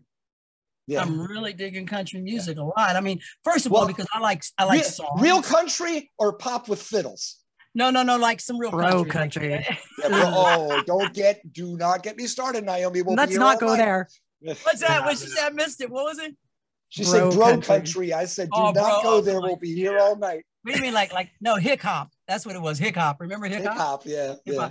Well, but no, you know what? I like good songs that I can understand. Yeah. Chris Stapleton. He's decent. Man, I'm digging. I like him. Man. Yeah. I like that sound. Yeah. But that's what I was saying about like I'm very happy that people write good songs. I'm happy that I was in a band where people wrote good songs. But which is why I was valuable to these guys in the role that I played. I'm always listening to the track. I'm always just wishing the singer would just shut up. I want to hear what these guys are playing. I really want to hear what these guys are playing. And it's a musician's curse. And even though K-pop, of course, is all programming, that was my entry into the record business, was as a synth programmer in the late 70s when I moved to New York. So this K-pop stuff is such a breath of fresh air to me because it's got dynamics again. It breathes, it's light, it's got that Asian feng shui thing about it that's just like, Well, we're going to leave space in this stuff. There's really so creative, much. too. I Go mean, ahead, I think Tony. a lot of the K-pop stuff is super creative. I mean, it's just, as far as it being kind of electronica, but it's kind of pop. Yeah. And I don't know. I like it too. I like it a lot. I gotta hear more of it. But I that's one thing I've noticed when I was doing my own writing and production was just there's so much to be said in the spaces. Leave the spaces, let the Gotta song leave breathe. this. And man, especially now, because it was,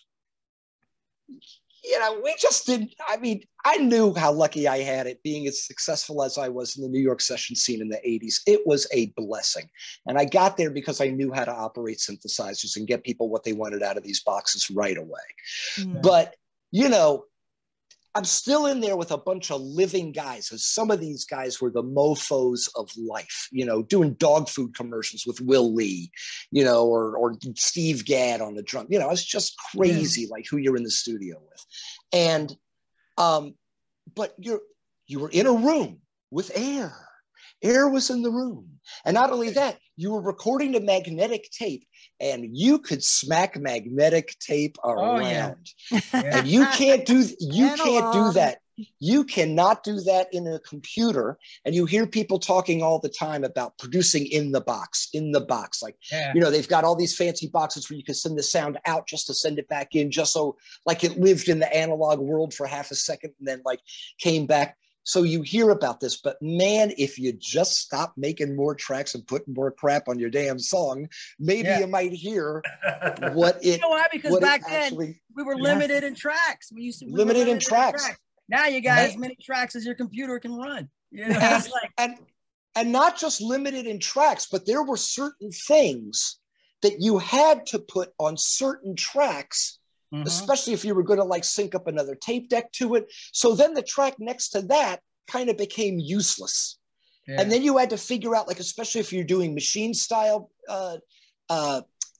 programming where you're using like 808s with those kick drums, like that kick drum had to live in a center track and nothing could live on either side of it because it was bleeding out with all the boom,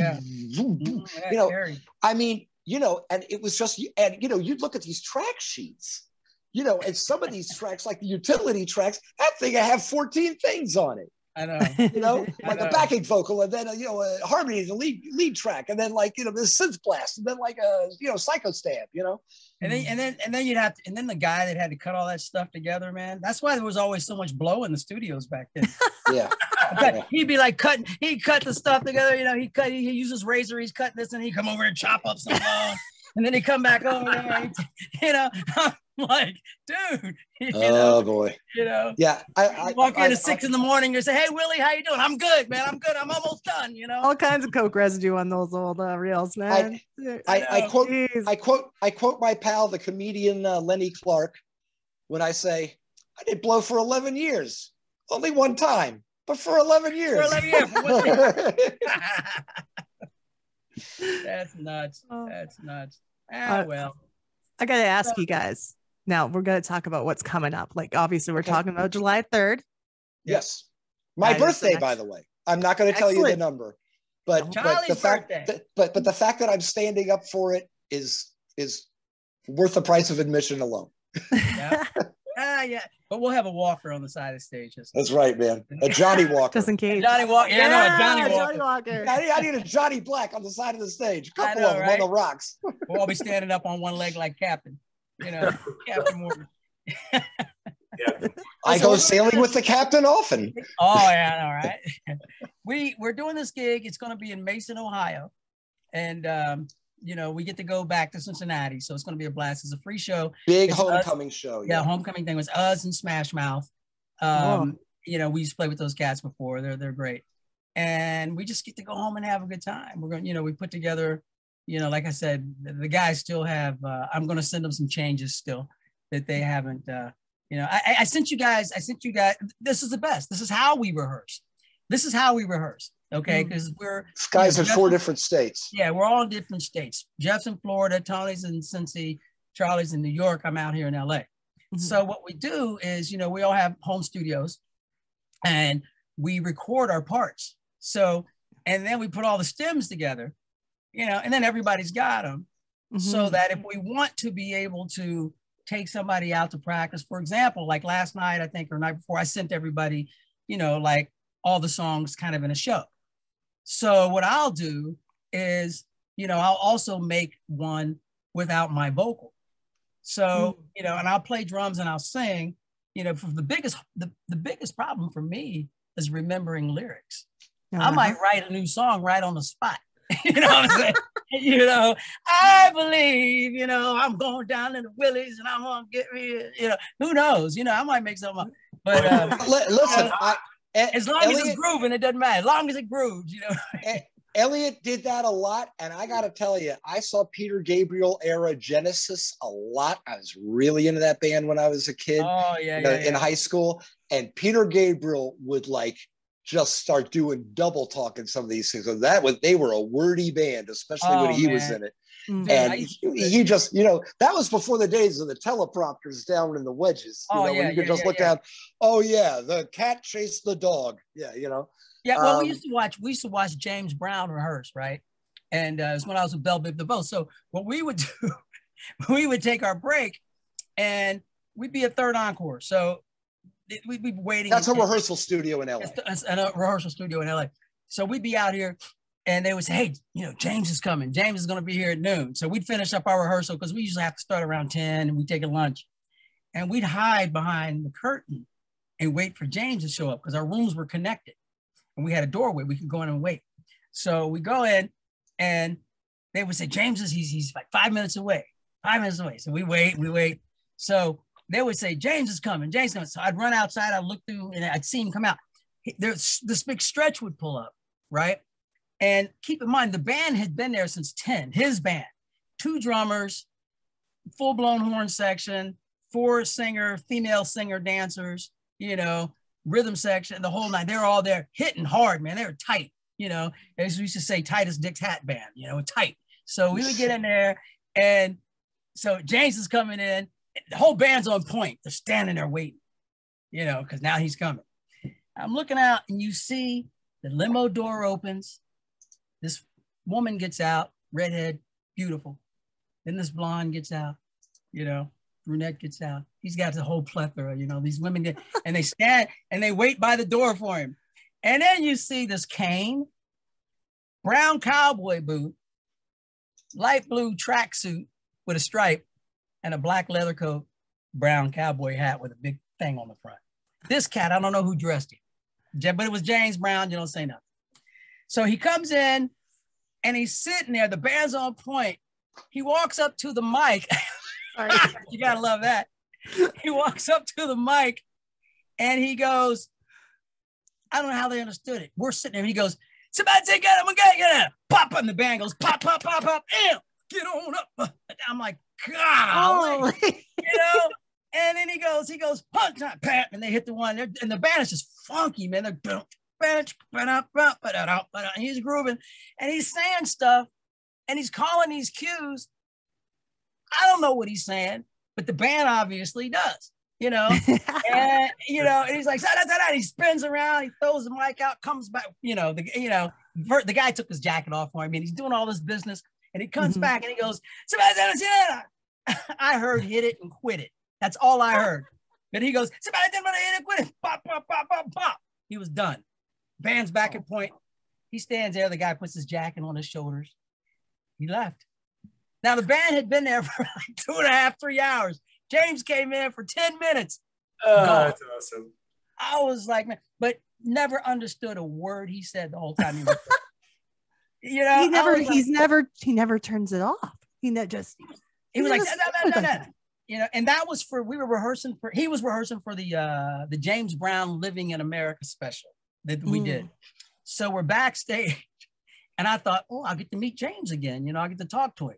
So it's James, Quincy's daughter, and myself. We're standing there, and one of James's wives, I don't know which one, but she was a piece of work. God bless her.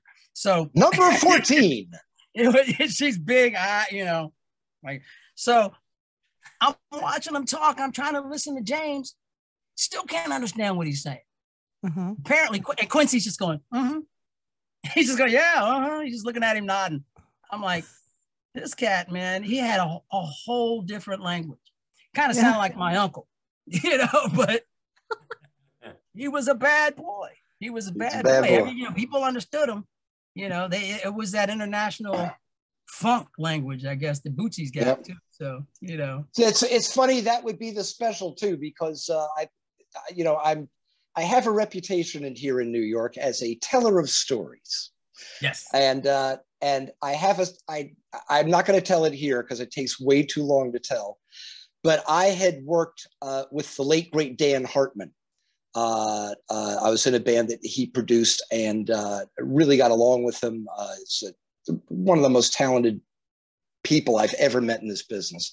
And this was in the late 80s. And Dan was the bass player in the Edgar Winter group, but and was the guy that wrote and sang Free Ride. But then he had a bunch of disco hits in the 70s and 80s, had a huge gay anthem called Relight My Fire. It's just a gigantic disco hit. And then everybody in the 80s knew him. He played and sang every last note on I Can Dream About You from Streets of Fire. Even though it was a little black kid in the video, it was all Dan Hartman doing all of the voices. So he's a but Dan wrote and produced Living in America. And Dan told me the story of how that almost didn't happen. And I won't bore you with the whole story. Also because I would have to do a pretty awful imitation of James Brown, which would then get me canceled all over America. But I will just give you the punchline, which is James saying, Dan, well, you can't blame me for trying. I'll see you tomorrow, Dan. Click. Anyway, that's the punchline. So I'll just let you, whatever story you could come up with, believe me, it's not as bizarre as the one. Wait a minute, here's one. James, so he's doing the last record, Living in America. My buddy Rodney Shelton, keyboard player down in North Carolina, he's in the studio with him. And he says he's all nervous. Rodney goes in, he's got his hat on backwards, right? James says, what's your name, sir? He goes, Rodney. What's your last name? He says, Sheldon. He goes, okay, you're Mr. Sheldon. I'm Mr. Brown. He goes, Mr. Sheldon? He goes, yes, sir, Mr. Brown. He said, why don't you turn your hat around the way it's supposed to be worn? It's like, he goes, okay. So he spun his hat around. And then he runs through the track. He goes, turn it on that track. So Rodney plays his part. He goes through the song once. And James goes, good, that's it. And Rodney says, Mr. Brown, was that good enough? You want me to do it again? He looked at him, he goes, son, the first time was God. The second time was you effing it up. It's fine. Rodney said, okay, I guess we'll leave it alone. I was like, man, it's a James said. Like, first time's God, second time's you effing it up. That's it. Which of course is the polar opposite of how Mutt Lange produces. Oh yeah. Everybody I've known who's ever been in a studio with Mutt Lange says he's the nicest guy in the world, but when you're standing next to him playing that part and you played it perfectly, and he goes, that's great, do it again. Yeah. And you play it again perfectly. That's great, do it again. And play it. That's great. That's why those Def Leppard and Shania Twain records sound like that. Oh yeah, because everybody had to play it again. Yeah. How many tracks would he put on a song like Armageddon It or Gods of War? How many vocal tracks do you think are on that? I mean, there's a million. Yeah, you're doing submixes of submixes, boiling down vocals. So yeah. I don't know. I would have heard if he was like strapping up 3 machines together. Usually 2 is the max. And if you tried to sync anything else to that, you were just asking for trouble. I mean, the fact that you could get 2 24-track tape machines to talk to each other, to me, was like landing on the moon, was like getting going down the store to get some eggs, Yeah. Trying to connect the space station to the. Well, I understood the coding involved, which this is before digital anything. I understood that it was the marvel of having the motors calibrated so that things were just always going to run like that. you know. Yeah. And occasionally they didn't, and you found out after the fact. Yeah. Where you'd be on some multi-tracks, and then like you come in the next day, and all of a sudden all of the tracks on the Slave multi-track start to get a little out of tune. Mm-hmm. Just not like circus, but just and then it's like, do we recut it? You know, it's there used to be a recording industry in this country. You should have seen it. It was great. I'll tell you about it someday. I used to record with Kenny, Babyface. Kenny, we used to work in his closet, and he had 2 Porta studios, you know. And what we would do, he would fill up the one we would track on 3 tracks, you know, we'd bounce down the drum machine on, and then we'd bounce all that over to the other track on the other machine. That's how you learn. That's how you learn. And we just start bouncing. He did Rock Steady that way for the Whispers, you know. I mean, and a lot of those tracks, man. And he kept that same thing. So we were in the studio with, what was her name? Sheena Easton. And they were all doing it, just bouncing stuff all over the place, doing the same thing, because there was a certain thickness that they had to get, you know. But what he used to do was, after the lead vocal was done, he would have the singer come back in. He would do this with Sheena, Brandon, all of them. He'd have them do the whisper track. And so, perfect example, Toni Braxton. That's why all her records sound so airy and so beautiful, is because after she'd sing the thing, he'd say, okay, now whisper the whole song, you know. So, just to fill it out. Yeah. And they would bring up that whisper, the air, you know, and just a slight plate verb, or a slight, you know, not too much on there, but it just added. So, and there's so many tips and tricks, but it all started with those Porta studios, trying to figure out how to make the best of what you had. Yeah, you know? That's how everybody I'm learning started out. so much. It's so great. And the other thing that you find out when you get put in the position of having to make your own albums, and you start like sort of reading about or seeing documentaries about some of these other classic albums that were made, and you realize real fast that a lot of your favorite moments from any record that you're calling your favorite record are actually mistakes. Yeah. And that's, you know, in the 90s, you know, it seems like it's a trillion years ago, but, you know, in the 80s was really the first time that all of us studio rats got the idea that everything could be fixed. Everything could be fixed. We didn't have auto-tune back then. No. But everything could be fixed. There was a way to fix everything and make it perfect. And the 90s, in a lot of ways, the more rockier stuff was a little bit of a blowback against that. I mean, if you look at the grunge guys, but even look at a band like Collective Soul, like that sort of like free and easy kind of hippie vibe that they were about, things were a little bit looser. You know, I think there was a little bit of a, but then emo came in, and it was just like, you know, as much as they all thought they sounded like the Sex Pistols, everything got fixed. Yeah. Dude, I produced a couple of rock bands, and you say auto-tune, they would lose their mind. Yeah. You're not auto-tuning me. I'm like, well, hey, we can send it out this way. You're not in tune, you know, but go right ahead, you know.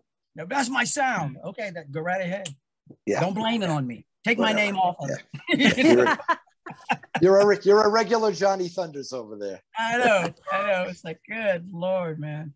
Anyway, so listen, we probably kept you long enough. Hey, so, I've enjoyed every minute of this. This has been one of the most fun chats, because like, Naomi, where are you? It's nice to see you guys interact. Yeah, that's good. You got to get up there.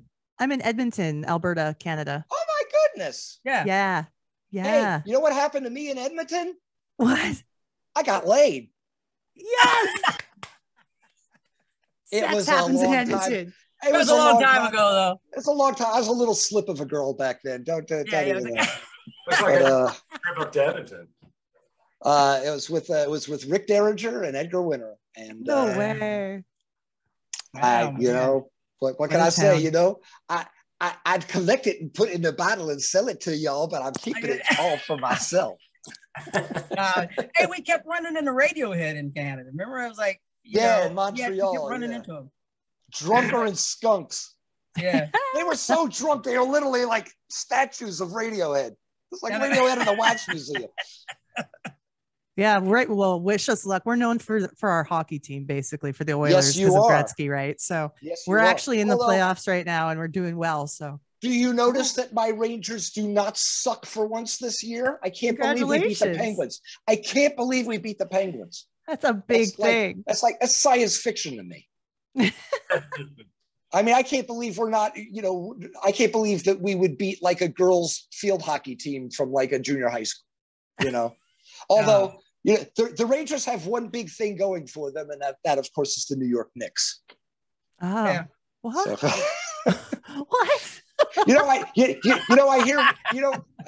hear one day we're actually going to get a professional basketball team back in this town, but apparently it takes a lot of money to do that. That's funny. you got to get Jay-Z to buy it. Mhm.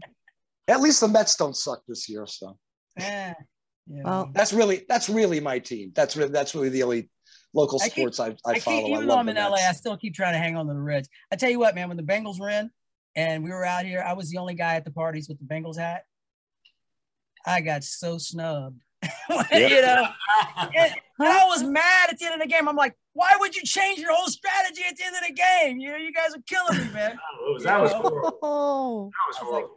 Golly, what do you do? What do you do? I was the only one in the party with the Cincinnati. Hey, the Bengals were such a great organization. They turned our mic on halfway through the national anthem when we sang it for them. Well, listen, we lost our seat at the new stadium because they saw us on TV singing the national anthem wearing Cleveland Brown jerseys. So remember and Jeff wouldn't wear one and we all wore one. And next thing you know, we didn't have our seat anymore down at the stadium. Yeah. You guys can sit in the snow now. I'm like, hey. I gotta say, the Browns treated us like we were rock stars many levels above our humble tier that we were on.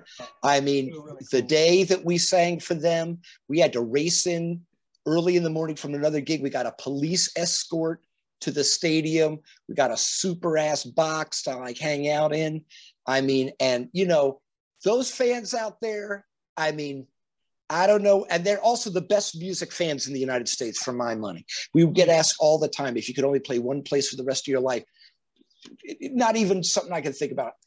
Being from New York, Cleveland, Ohio, the best crowds, the best spirit in that town, and the loyalty those fans show to those teams, it's a thing of beauty. It cry, And I literally thought like we were Elton John, like the way they rolled it out for us, And the Bengals managed to turn on the mic halfway through our nation's anthem. I'm just saying. What do you do? What do you do? So, anyway, Naomi, we got to go, baby. I know, but I can't wait to share this episode. I just want to make sure that, you know what? Hopefully we can do this again in the future. That'd be really cool. Yes. There's a lot of good stuff to talk about. And and I just want to make sure when I'm promoting the episode and whatever, I'm going to make sure I use Reunion of Souls in all my wording. I'll send you a logo. Right. Okay. Yes. Okay. Sweet. It's been a pleasure. I love you guys. And there'll be plenty of video from this gig, so you'll see how we made out.